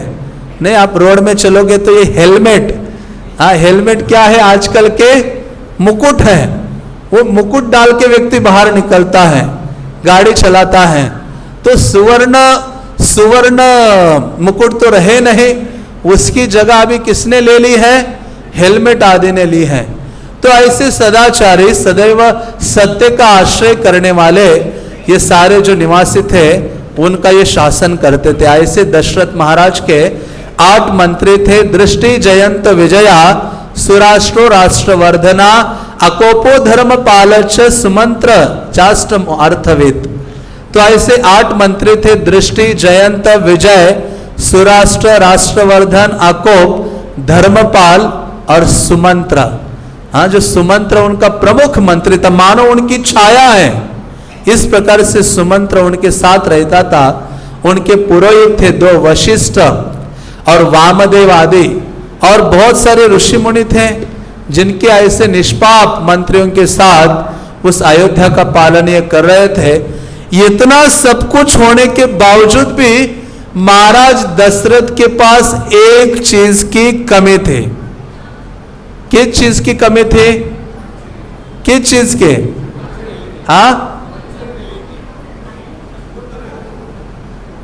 शास्त्र कहते हैं भगवान राम के पास सब कुछ होने के बाद एक चीज की कमी थी। अभी हम सोच सकते हैं कि राम के पास दशरथ की 300 पत्नियां थी। कितनी पत्नियां थी? 300 पत्नियां और 3 प्रमुख रानियां थी। कौशल्या है, कैकेयी है और सुमित्रा है। लेकिन उनकी जो धर्म पत्नी के रूप में जो कार्य करते थे, सारे यज्ञ आदि सारे कार्यों में वो कौशल्या थे। तो ऐसे इतनी पत्नियां उन्होंने बार बार विवाह किया कि चलो पुत्र होगा, लेकिन वास्तव में उनके जीवन में वो पुत्र को नहीं ढूंढ रहे थे। उनके जीवन में एक की कमी थी, और वो एक कौन है? राम। कौन है? जोर से बोलिए, और जोर से। हमें कभी लगता है कि मेरे जीवन में राम की कमी है? हम सबके जीवन में हम सोचते हैं मेरे जीवन में काम की कमी है। काम मीन्स काम भोग, डिजायर्स। दूसरा है जॉब नहीं ना, कई लोगों के पास तो काम ही नहीं करने के लिए। काम तो बहुत है शरीर में, लेकिन करने के लिए कुछ काम नहीं है, जॉब नहीं है, जॉबलेस है। तो वास्तव में देखा जाए दशरथ महाराज के जीवन में राम की कमी थी। तो इस संसार में भी वैसे ही है, हमारे जीवन में भी सब कुछ हो सकता है। धन है, सुंदर पत्नी है, हमारे आज्ञा पालन करने वाले नौकर है, सुंदर सुंदर कारें हैं, बड़े बड़े आलीशान घर है, लेकिन हमारे पास क्या है? फिर भी हम दुखी हैं। हाँ, क्या नहीं है हमारे पास? भगवान नहीं है, राम नहीं है। जब हम छोटे थे तो गांव में जब लोग भोजन करते हैं तो करते करते जब स्वाद नहीं आता तो उनमें से एक जोर से बोलता था, अरे नहीं है। उसका मतलब दूसरा जो होस्ट है, व्यक्ति आतिथ्य करने वाला व्यक्ति सोचता था मानो हो शायद नमक डालना भूल गए हैं। क्या डालना भूल गए हैं? हाँ, क्योंकि भोजन में आप जितने मसाले डालो, सब कुछ डालो, आप कितने भी बहुत कुशाग्र कुक क्यों ना हो, लेकिन फिर यदि उसमें नमक नहीं है तो बाकी सब क्या है? यूजलेस है। तो उसी प्रकार से वो नमक वास्तव में कौन है? राम है। इसलिए तो अपना ऐश्वर्य जब गिनते हैं भगवान भगवत गीता के 11वें अध्याय में, 11वें अध्याय में, तो उसमें वो क्या कहते? मैं ये हो, मैं वो हो, सारे प्रमुख प्रमुख चीजों को गिनते हैं। तो उसी प्रकार से भगवान नहीं है तो सारी चीजें क्या है? टेस्टलेस है, यूजलेस है भौतिक संसार। इसलिए तो सब कुछ होने के बाद इस संसार में हमें कुछ रस नहीं महसूस होता। तो ऐसे दशरथ महाराज राम की कामना कर रहे थे, भगवान राम को चाह रहे थे। तो ऐसे इसलिए उन्होंने सोचा कि मुझे पुत्र चाहिए। पुत्र होना चाहिए तो किसके समान होना चाहिए? राम के समान होना चाहिए। बोलते हैं ना, बेटा हो तो राम के समान, फिर बाप भी हो तो कैसा होना चाहिए? दशरथ के समान होना चाहिए। हाँ, लोग कहे ना पत्नी होनी तो कैसे चाहिए? सीता के समान। अरे तू भी तो राम की तरह बन, राम की तरह आचरण कर, वो गुण ला। सीता जैसी भार्या होनी चाहिए। तुम रावण की तरह हो और तुम सोचते मेरे जीवन में सीता देवी आनी चाहिए, वो संभव नहीं है। तो इसलिए इन्होंने सोचा कि मुझे पुत्र चाहिए, और वास्तव में विवाह करने का एकमात्र उद्देश्य यही है, पुत्रार्थे क्रियते भार्या, कि पुत्र चाहिए। विवाह कोई व्यक्ति करता है, पत्नी चाहिए, तो केवल एक में उद्देश्य है, क्या होना चाहिए? उसके द्वारा हमें प्राप्त पुत्र होना चाहिए। हाँ, देवहूति से विवाह किया कपिल देव, पुत्र संतान प्राप्त की उन्होंने पुत्र के रूप में। तो उसी प्रकार से पुत्रहीनम गृहम ही शून्यम, शास्त्र कहते हैं। पुत्र नहीं है तो घर क्या है? शून्य है। फिर पुत्र क्यों चाहिए? एक संसारिक व्यक्ति के जीवन में, एक गृहस्थ व्यक्ति के जीवन में पुत्र पिंड प्रदायते। मर जाओगे तो पिंड कौन करेगा? कौन करेगा? पुत्र करेगा। लेकिन जगन्नाथ लीला में वर्णन आता है कि राजा इंद्रदुम्न के पास कोई पुत्र नहीं था, उन्होंने किसको पुत्र बना दिया? भगवान जगन्नाथ को। भगवान ने कहा ये संसार के ये जो पुत्र पुत्रियां आदि है वो आज आपके पास है, कल आपको छोड़ के चले जाएंगे। हाँ, लेकिन मैं आपका शाश्वत पुत्र हूं। इसलिए ये जो संत मुनियों ने क्या किया है ना, आजकल मैं सोच रहा था बहुत बड़ी एक देन दे के चले गए हैं। ये आजकल के भक्तों ने या जो जिसने भी दिया है, ये लड्डू गोपाल सबको दे के गए हैं। लोगों के घर में बच्चे होते हैं, वो चले भी जाते पढ़ाई लिख के करके देश विदेश, पता नहीं शादी करके कहते नहीं घर छोटा हो गया, आप दोनों रह जाइए, हम चले जा रहे हैं। दिल्ली में होते हुए भी माता पिता उस कोने में, बच्चे इस कोने में। तो लेकिन वो सोचते हैं कि नहीं, अभी ये लड्डू गोपाल ही हमारे क्या है? पुत्र हैं। वो कुछ भी करो घर छोड़ के नहीं जाएंगे। हाँ, तो ये लड्डू गोपाल देखिए बड़ा संतों ने उपकार किया है कि व्यक्ति पुत्र के रूप में उनको अपना स्वीकार लेता है, उनकी सेवा आदि करता है। तो ऐसे दशरथ महाराज ने सोचा मुझे पुत्र चाहिए, बल्कि पुत्र हो तो सत्पुत्र की कामना करनी चाहिए। भागवत पढ़ोगे तो बहुत पुत्रों का वर्णन आता है। चित्रकेतु का वर्णन आता है। राजा चित्रकेतु भी, उनकी 1 करोड़ पत्नियां थी। कितनी पत्नियां थी? हम बोलते हैं ना करोड़पति। ये उपाधि तो राजा चित्रकेतु के लिए थी। आपके पास पैसे हैं, करोड़पति आपको बोलते वो उचित नहीं है। जिस पति की 1 करोड़ पत्नियां हो वो वास्तव में कौन सा पति है? करोड़पति है। तो भागवत में वर्णन आता है कि ये जो चित्रकेतु थे उनके पास 1 करोड़ पत्नियां थी, लेकिन फिर भी बेचारा दुखी था। क्या नहीं था उसके पास? पुत्र नहीं था। नारद मुनि और अंगिरा आते हैं और ये कहते हैं पुत्र चाहिए, पुत्र चाहिए, पुत्र चाहिए। साधुओं को पता है, जैसे माँ और पिता को पता होता है ना, बच्चे के लिए अभी तुम छोटे हो, तुम्हारे लिए ठीक नहीं है, अभी मत मांगो, समय आएगा हम दे देंगे, लेकिन जिद करता रहता है। तो ये जो चित्रकेतु ने कहा नहीं मुझे पुत्र चाहिए, पुत्र चाहिए, नारद कहते अरे मत मांगो, मत मांगो, ठीक नहीं है। नहीं नहीं नहीं, दे दीजिए। अंगिरा मुनि को वो कहते हैं। अंगिरा मुनि कहते ठीक है। तो पुत्र दे दिया। तो कहते इसका नाम क्या रखो? हर्ष शोक। क्या नाम रखो? ये हर्ष भी देगा, जन्म लेगा तभी हर्ष होगा, जन्म लेने के बाद बस शोक ही शोक देगा आपको, शॉक्स देता रहेगा। हाँ, शॉक्स लगते हैं ना, शॉक्स वैसे ही है कि आपको जीवन भर शौक देते रहेगा जो पुत्र है। और फिर भागवत का महात्म्य आप पढ़ते हो तो उसमें एक मुनि है आत्मदेव। आत्मदेव, उनको देखा कि उनकी जो पत्नी है जिसका नाम था धुंधली, उसको पुत्र नहीं था।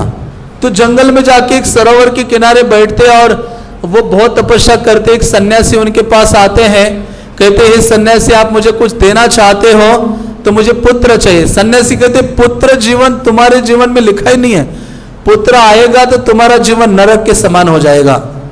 तो कहते कुछ भी हो जाए, तुम सन्यासी है, तुम्हें क्या पता पुत्र का सुख कितना अधिक होता है।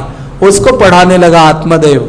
सन्यासी कहता हमें पता है पुत्र का क्या सुख होता है, मैं कह रहा हूं नहीं। कहते नहीं चाहिए, ठीक है फल देता हो, दे दो, अपनी पत्नी को खिलाओ। वो फल उनके पत्नी को देता, तो पत्नी तो महागुण वाली थी। वो सोचती ये फल खाऊंगी मैं गर्भवती रह जाऊंगी, घर को आग लगेगी तो दौड़ नहीं सकती, मर जाऊंगी, फल नहीं खाना है मुझे। वो सोचती, ऐसे बहुत कारण सोचने लगी। फिर वो कहती है फल जाके, एक गाय थी उनके घर में, गाय को खिलाती है। गाय एक बच्चे को जन्म देती है, किसको? गोकर्ण को। सुना है ना आपने वो कथा। और फिर वो जो उनका एक पुत्र होता है, उनके बहन का पुत्र होता है, वो धुंधकारी, और वो इतना कष्ट देता है कि जिसका वर्णन नहीं किया जा सकता। तो ऐसे भौतिक पुत्र बहुत अधिक है, लेकिन पुत्र की कामना करना है तो राम जैसा पुत्र होना चाहिए। तो ऐसे दशरथ महाराज ने पुत्र की कामना की और उन्होंने प्रस्ताव रखा कि यज्ञ के द्वारा, क्योंकि हर चीज हमारे जीवन में यज्ञ से प्राप्त होनी चाहिए, जिसके द्वारा हमें उसके कर्म के रिएक्शंस नहीं मिलते। इसलिए तो गीता के 3 अध्याय में भगवान कहते हैं कि यह व्यवस्था की गई है, आप मनुष्यों को क्या करना है, देवताओं को प्रसन्न करने के लिए यज्ञ करो और वो देवता प्रसन्न होकर उसके बदले में आपको देते रहेंगे। इसलिए तो प्रसाद, यज्ञ शिष्टा शिना संतो मुच्यन्ते सर्व किलबिषे भुंजते ते त्वगम पापम ये पचंती आत्म कारणात्। ये कहा गया है कि भगवान को अर्पित न किए हुए आप खाते हो तो क्या खाते हो? पाप ही खाते हो। तो भोग लगाना भी यज्ञ है। तो दशरथ महाराज कहते हैं मुझे पुत्र चाहिए तो यज्ञ के माध्यम से होना चाहिए। तो उन्होंने फिर अश्वमेध यज्ञ शुरू किया और अपने सारे मुनियों को, मंत्रियों को बुलाया। सुमंत्र आदि वगैरह आए, उनके जो मंत्री हैं, मुनिगण आते हैं, सुयज्ञ है, वामदेव है, जाबाली, कश्यप आदि आते हैं और उन सबको कहते हैं सुतार्थ नास्ति वही सुखम, कि पुत्र नहीं है तो सुख नहीं है। दशरथ महाराज कहते हैं तो उन सबकी सम्मति उन्होंने ले ली और उनको सबको कहा, मंत्रियों को, ऋषियों को कहा जो पुरोहित थे कि अभी मैं यज्ञ करने जा रहा हूं, इसके लिए सारी सामग्री आप एकत्रित कर लीजिए और एक अश्व को छोड़िए। अश्वमेध यज्ञ का मतलब है एक अश्व को पूरे पृथ्वी में भ्रमण करने के लिए छोड़ा जाता है, वो भ्रमण करके आता है तो उसके बाद वो यज्ञ संपन्न किया जाता है। और शरयू नदी जो अयोध्या के तट पर नजदीक है, जिसके तट पर अयोध्या बसा है, उस नदी के किनारे ही यज्ञ भूमि का निर्माण किया जाता है। और वो कहते हैं अश्वमेध यज्ञ करने के बाद मैं पुत्र कामेष्टि यज्ञ करूंगा, जिस यज्ञ के द्वारा मुझे पुत्र की प्राप्ति होगी। तो ये न्यूज उन्होंने सारे रानियों को जाकर सुनाई।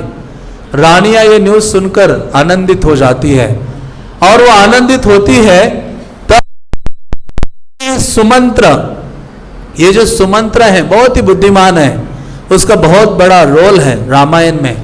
तो ऐसे जो सुमंत्र है वो दशरथ महाराज को कहते हैं कि मैंने कैसे पुत्र प्राप्ति होगी उसके बारे में मैंने एक कथा सुनी है, जिसको पूर्व समय में जो 4 कुमार हैं उनमें से सनत कुमार ने सारे ऋषियों को बताया था कि कैसे पुत्र की प्राप्ति होगी, इवन आपको भी।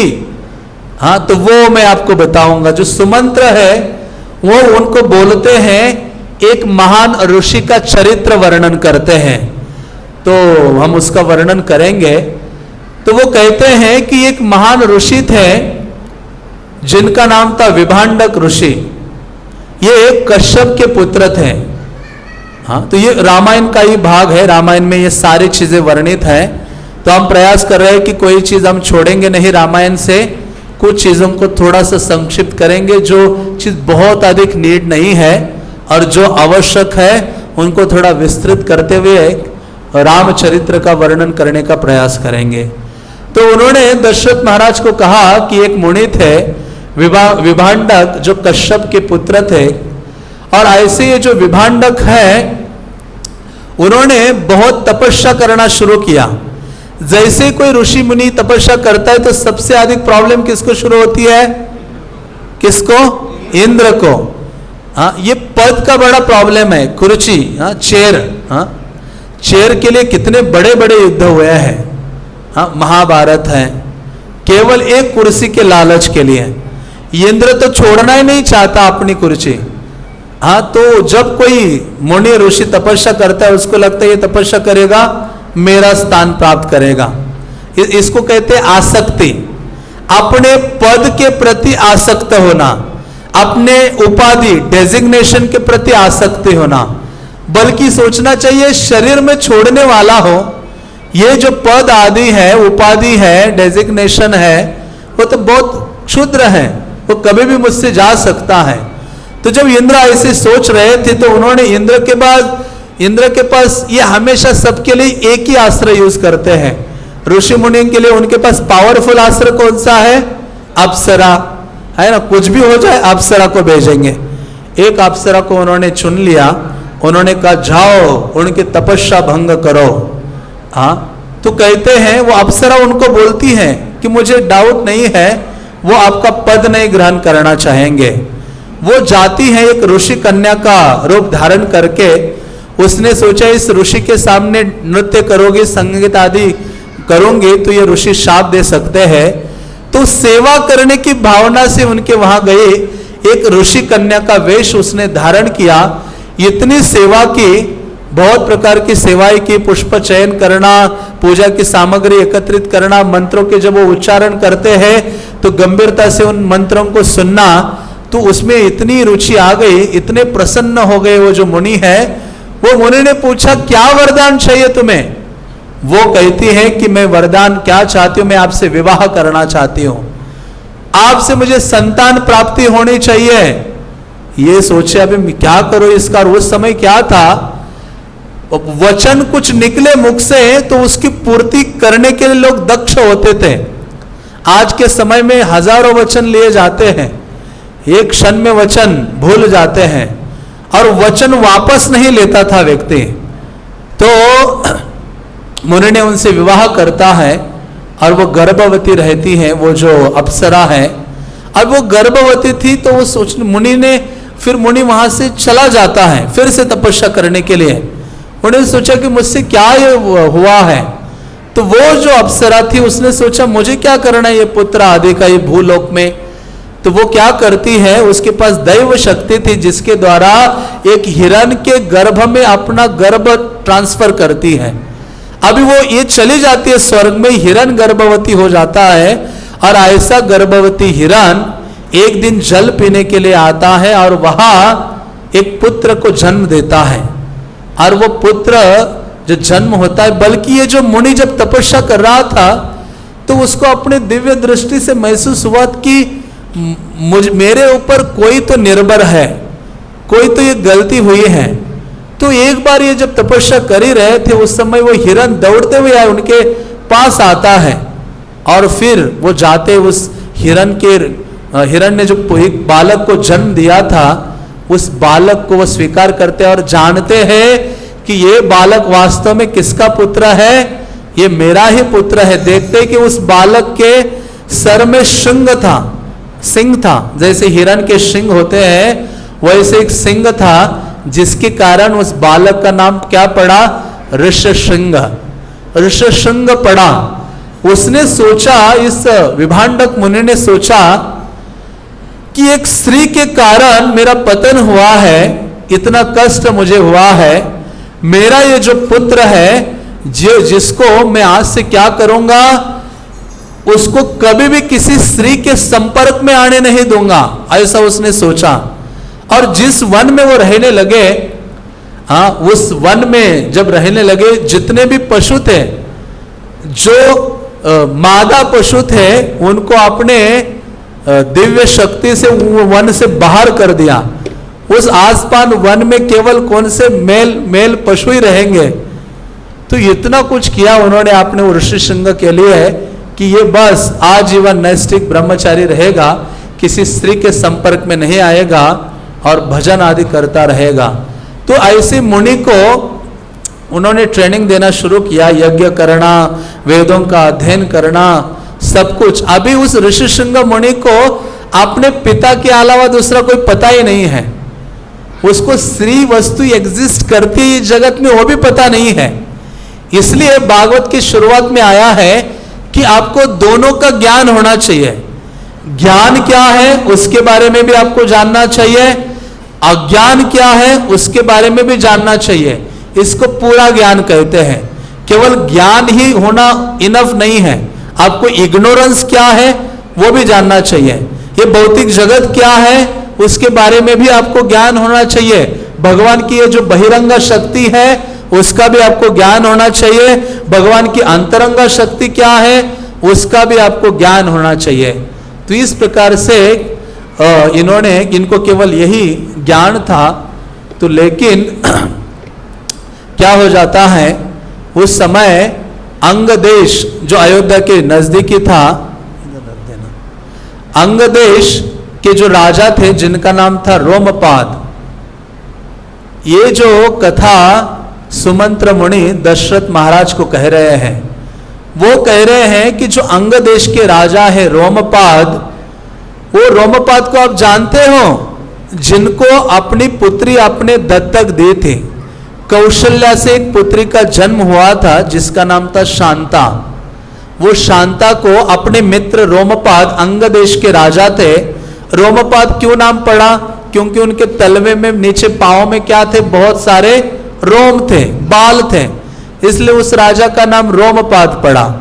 तो इस प्रकार से उन्होंने कहा कि ऐसे रोमपाद जो राजा है जिनसे कुछ अधर्म हुआ था साधुओं के प्रति, दान देने में कुछ घटना हुई थे जिसके कारण सारे ऋषि उस स्थान को छोड़कर गए। उन्होंने कहा तुम्हारे देश में कभी वर्षा होगी ही नहीं, जिसके कारण वर्षा नहीं हो रही थी, अकाल हो रहा था। फिर मुनियों ने कहा वर्षा तभी होगी, एक ऐसे ऋषि है जिनका नाम है ऋषशृंग, वो यदि आपके राज्य में एक अपना चरण रख देंगे तो वर्षा आपके राज्य में होगी। केवल एक बार वो अपना चरण रखे उतना ही काफी है।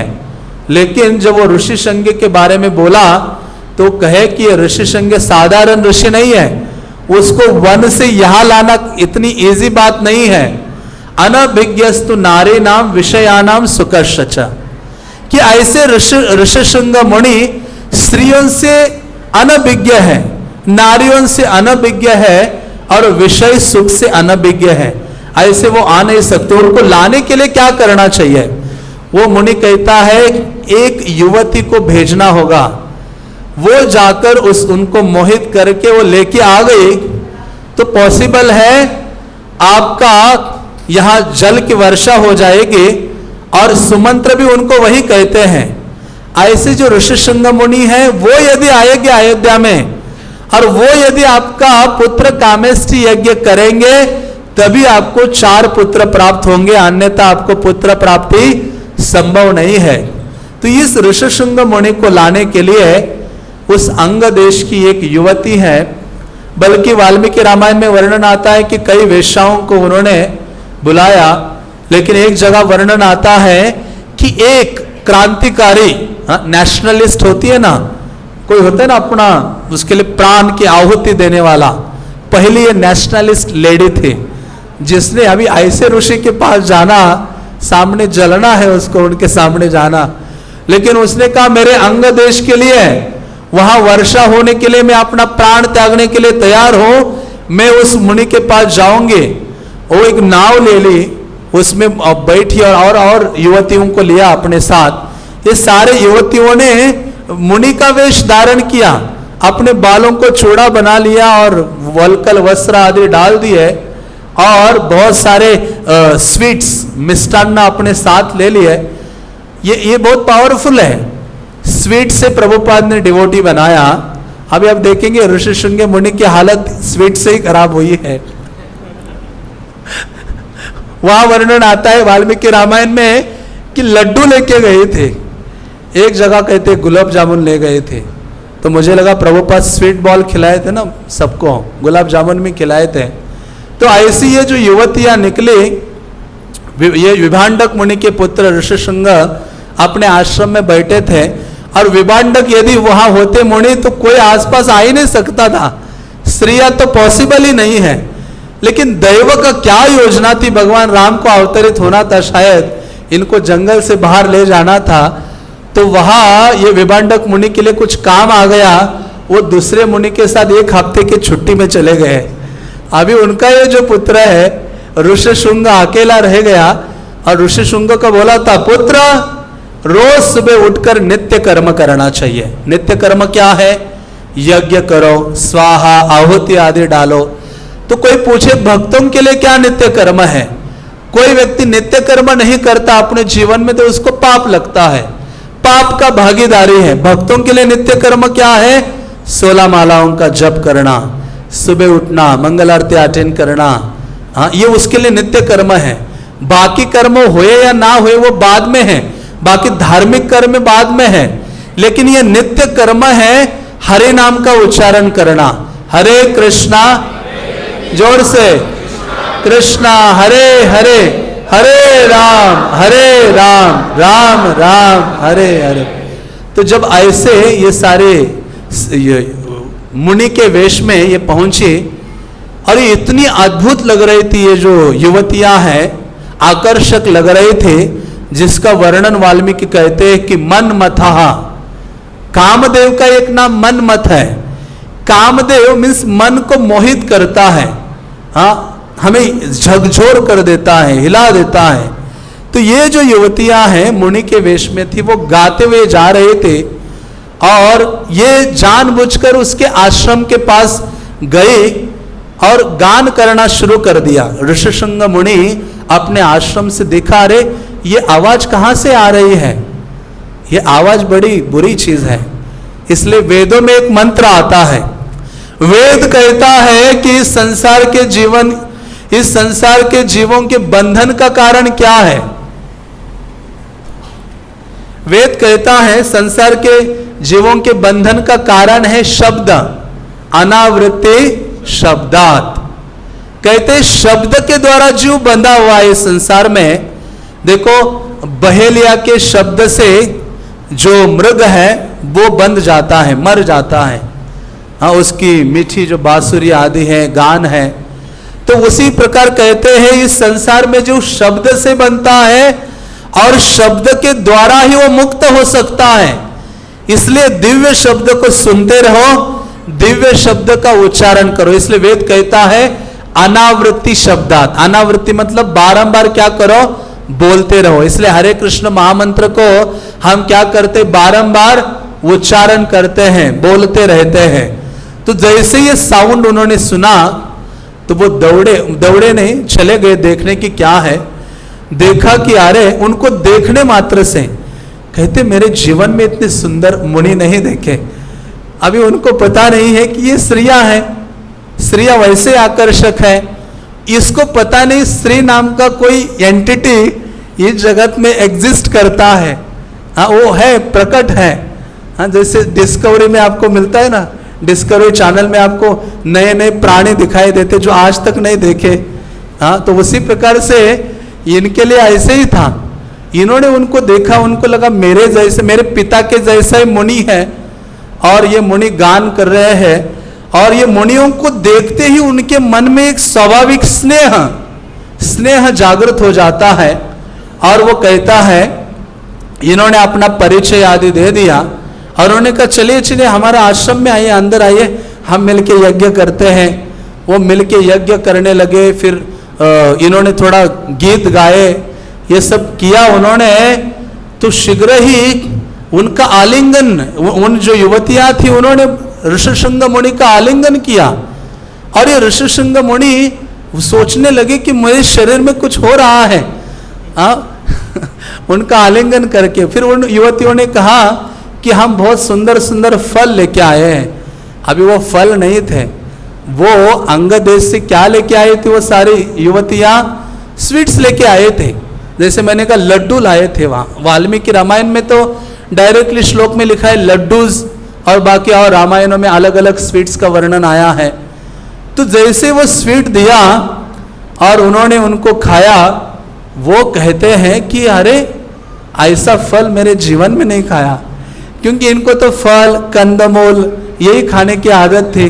उनको क्या पता ये तले हुए स्वीट्स क्या होते हैं, हाँ, ये बाकी पकवान 56 भोग आदि क्या होते हैं। वो ऋषिशृंग मुनि ने जैसे खाया तो वो कहते और दो और खाने लगे। तो जब ये लोग जाते वो कहते हैं, ऐसे बहुत वर्णन आता है कि मेरे सर में एक ही शिंग है। हाँ, आपके छाती में दो दो शिंग कैसे है। फिर वो कहते हैं कि आप चले जाने वाले हो तो लेकिन मत जाइए, आप मेरे साथ ही निवास कीजिए।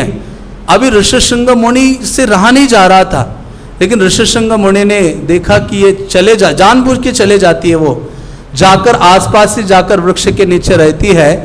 और फिर दूसरे दिन ऋषिशृंग मुनि आश्रम से बाहर निकलकर उनको ढूंढने के लिए जाता है। जैसे ढूंढने के लिए जाता है, वो कहते वो फल है आपके पास, और फल है। तो वो कहते हमारे पास बहुत फल है, आप चलिए हमारे आश्रम चलिए। कहाँ चलिए? आश्रम चलिए।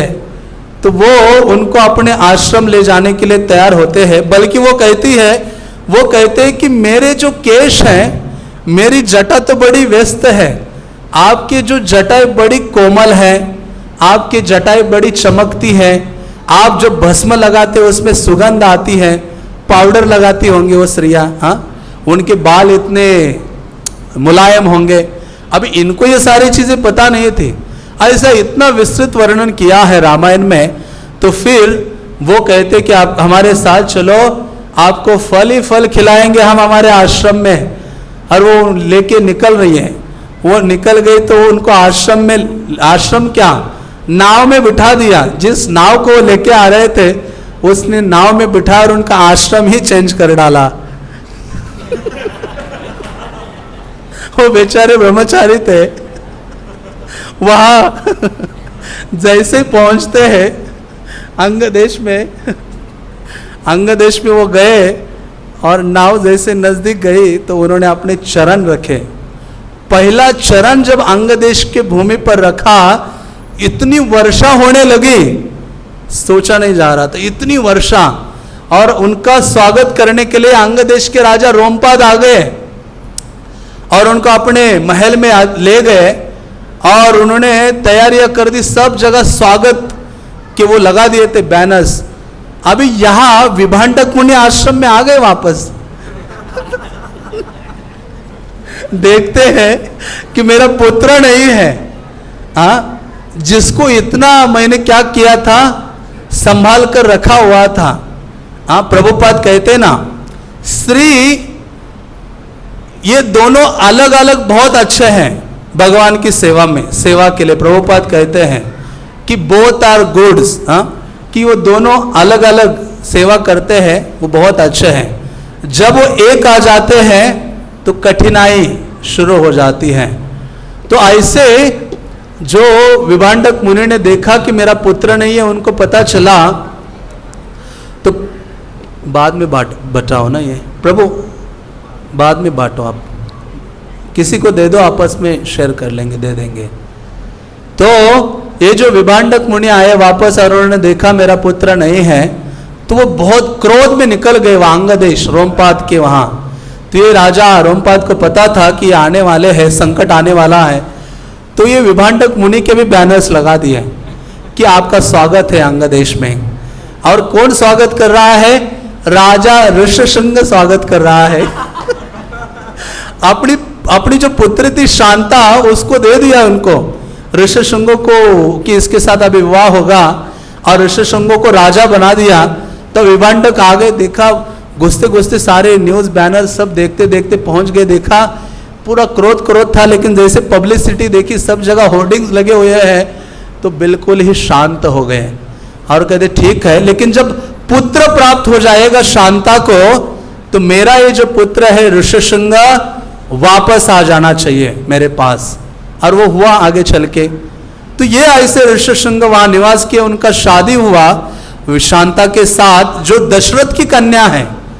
दशरथ महाराज को जैसे पता चला वो मुनि आना चाहिए, और वो केवल कुछ ही दिनों के लिए वहां गए थे, कुछ ही महीनों के लिए। ऋष्यशृंग कोई आजीवन नहीं रहे शांता के साथ, ना अंग देश में आजीवन रहे, कुछ ही महीनों के लिए रहे। तो जब वो रहे, तो उस समय दशरथ महाराज ने सुमंत्र से जब ये बातें सुनी, तो वो वहां से निकलते हैं और जाते हैं, जाकर ऋष्यशृंग के चरणों में गिरते हैं कि आप आ जाइए, आप आ जाइए और क्या कीजिए, मैं एक यज्ञ करने जा रहा हूं, इस यज्ञ में आप उस यज्ञ को स्वीकार कीजिए और यज्ञ करिए मेरे लिए। तो ऋष्यशृंग मुनि कहते कि मेरे पास कम समय है, मैं आऊँगा आपके वहाँ और यज्ञ करूँगा। तो ऐसे यज्ञ की अरेंजमेंट होती है, और राजा दशरथ यज्ञ करने के लिए पहली बार ऋष्यशृंग मुनि और उनकी पत्नी पुत्री जो है दशरथ की शांता ऋष्यशृंग के साथ अयोध्या आते हैं, उनका निवास आदि की व्यवस्था की जाती है।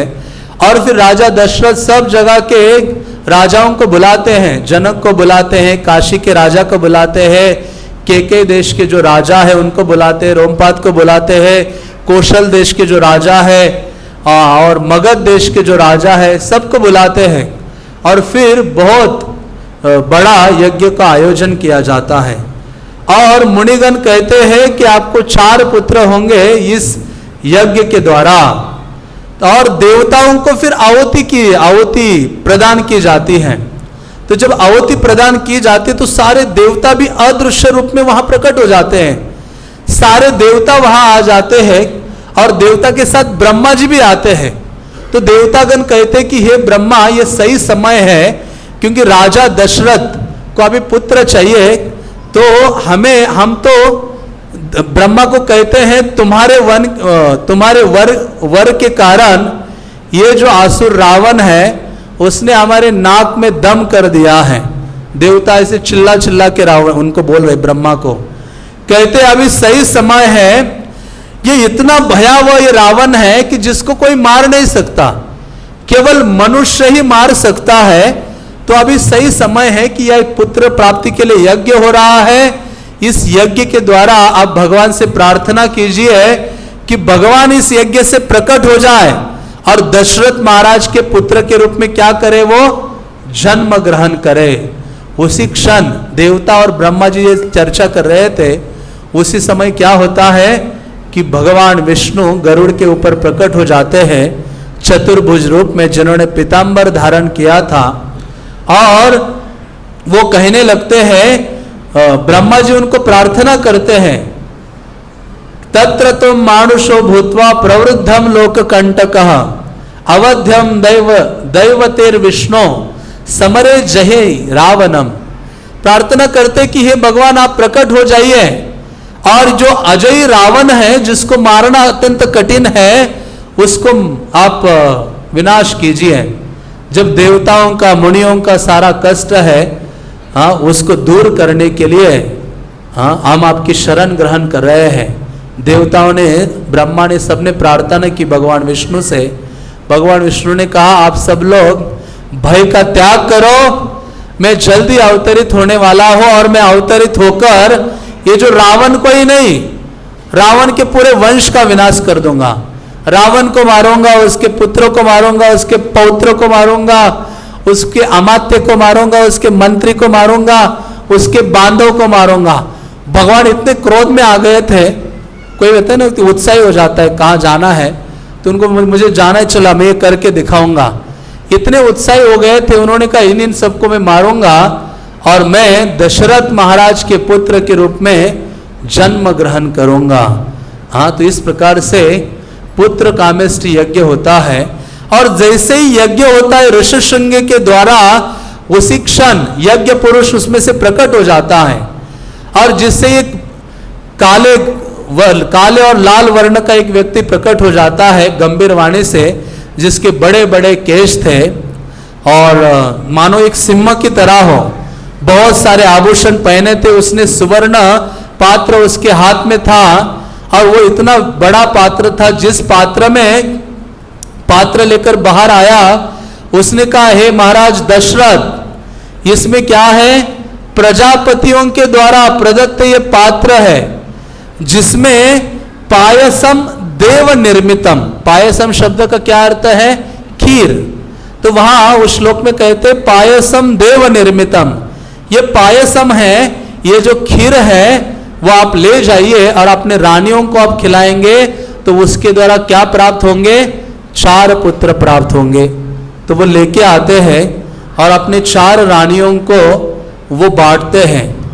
मानो 100% है तो उसमें 50% जो भाग तक खीर था वो किसको प्रदान करते हैं, कौशल्या को देते हैं। और फिर जो आधा भाग बचता है 50%, उसके 2 भाग करते हैं 25-25। तो 25% सुमित्रा को देते हैं, 25% कैकेयी को देते हैं।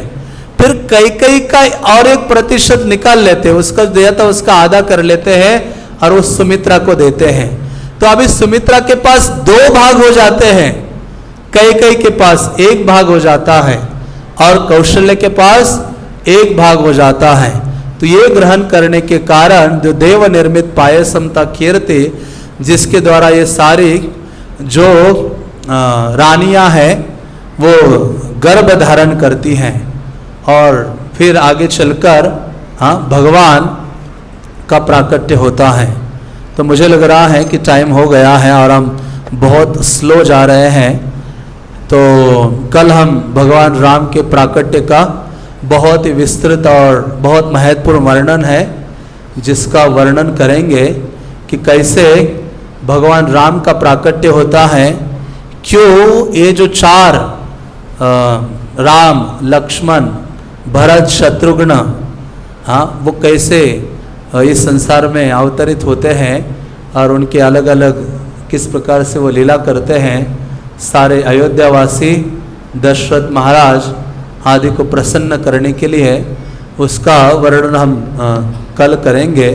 तो बल्कि एक चीज़ कहूँगा कि जब भगवान विष्णु ये कहकर गए थे ब्रह्मा आदि को और फिर भगवान दशरथ महाराज के पुत्र की भावना को धारण किए और प्रकट होने के लिए तत्पर हो गए, तो उस समय ब्रह्मा ने सारे देवताओं को बोला कि हे देवताओं, आप सारे वानर उत्पन्न करो या वानरों के रूप में आप उत्पन्न हो जाओ। हाँ, तो उस समय अलग अलग देवताएं बड़े बड़े शक्ति संपन्न वानरों को उत्पन्न करते हैं, क्योंकि पहले से ही योजना थी कि भगवान राम की सहायता कोई करेगा तो वो कौन करेगा? वानर करेंगे, क्योंकि रावण ने तो बहुत प्रकार के वर आदि मांगे थे।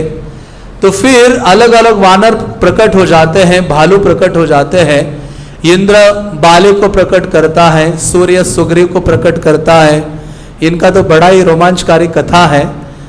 ये जो बाली और सुग्रीव का जो जन्म है, वह हम जब अनुसया का वर्णन होगा आगे चल के, भगवान राम जाते हैं उनके आत्रेय और अनुसया के आश्रम में तब उसका वर्णन करेंगे। तो फिर बृहस्पति के द्वारा तार वानर प्रकट होता है, विश्वकर्मा के द्वारा नल होता है, अग्नि के द्वारा नील होता है, अश्विनी कुमारन के द्वारा द्विवेद और मैंद होता है, वरुण के द्वारा सुषेण है, पर्जन्य के द्वारा शरभ है, और वायु के द्वारा कौन? हनुमान जी के। तो पूरा पृथ्वी जो रीछ है, वानर है, लंगूर है, सबसे भर गया था। और इतने पावरफुल थे ये वानर, और ये सब लोग सब जगह फल ग्रहण करते थे, और इतना उनमें गर्व था, सिंह के समान बल था, पर्वत को उखाड़ देते थे अपने नखों से। दांत उनके शस्त्र थे, उनमें इतनी शक्ति थी, सागर को लांघने की सामर्थ्य उन बंदरों में था। और कोई बादल उनके ऊपर से जाए, ये बंदर बादल को ऐसे हाथ से पकड़ के नीचे ले आते थे। ऐसे पावरफुल ये बंदर थे, और ऐसे सिंहनाद करते थे कि उनके सिंहनाद से पंछी ऊपर जा रहा है, बेचारा गिर के पड़ जाता, नीचे गिर जाता था। हाँ, तो ऐसे करोड़ों ब्राह्मण नहीं, बंदर प्रकट हो गए। किसकी सेवा के लिए? राम की सेवा के लिए। देवताओं ने सोचा नहीं, ब्राह्मण बनने के लिए तैयार हो गए। तो इससे क्या सीखते हैं? भगवान की सेवा के लिए आपको कुछ भी बनने के लिए कहा जाए, आपको कहा जाए कल वानर बन के आना है, मतलब भगवान और गुरु की सेवा के लिए कुछ भी बनने के लिए आपको तैयार होना चाहिए। अभी वानर बनना कुछ अच्छी चीज है क्या? आप गाड़ी से आते हो और आप गाड़ी से उतरते समय एक वानर अपने यहाँ लेके उतरोगे तो कैसे दिखेगा? अच्छा लगेगा? कोई अप्रिशिएट करेगा? नहीं। या आप चल रहे हो आगे और 5 वानर आपके पीछे पीछे चल रहे हैं आपके सेवक के भांति। हाँ, लेकिन राम का देखो ना ग्लोरीज, मतलब भगवान राम ने वानरों को इतनी बड़ी पोजीशन दी, उनको कोई शर्म नहीं आई, तो इतना बड़ा स्थान दिया है। हाँ, तो इससे यही शिक्षा प्राप्त होती है कि जब गुरु की सेवा, कृष्ण की सेवा करने का जो मौका मिलता है, और अब उसमें हमें कोई भी रोल निम्न से निम्न, छोटे से छोटा बनने के लिए कहा जाए, तो भी हमें क्या नहीं होना चाहिए? ये भावना नहीं रखनी चाहिए मैं क्यों। हाँ, नहीं, हमें सोचना चाहिए जो भी चीज मुझे हो भगवान की सेवा के लिए बनना पड़े तो हंसते हंसते आनंद से। इसलिए तो देवतागण वानर बने हैं, उनका ही विस्तार है सारे वानर। वो भगवान राम को प्रसन्न करने के लिए, उनकी सेवा करने के लिए। और ये भावना जब होगी तब हम वास्तव में भगवान के दास कहलाएंगे। हाँ, इसलिए तो हनुमान जी हमेशा अपना परिचय देते हुए वो कहा करते थे, दासोहम कौशल इंद्रशः, कि मैं दास हूँ, राम का दास हूँ, जिसके लिए उन्होंने सब कुछ किया है। तो ऐसी भावना को हमें धारण करना चाहिए।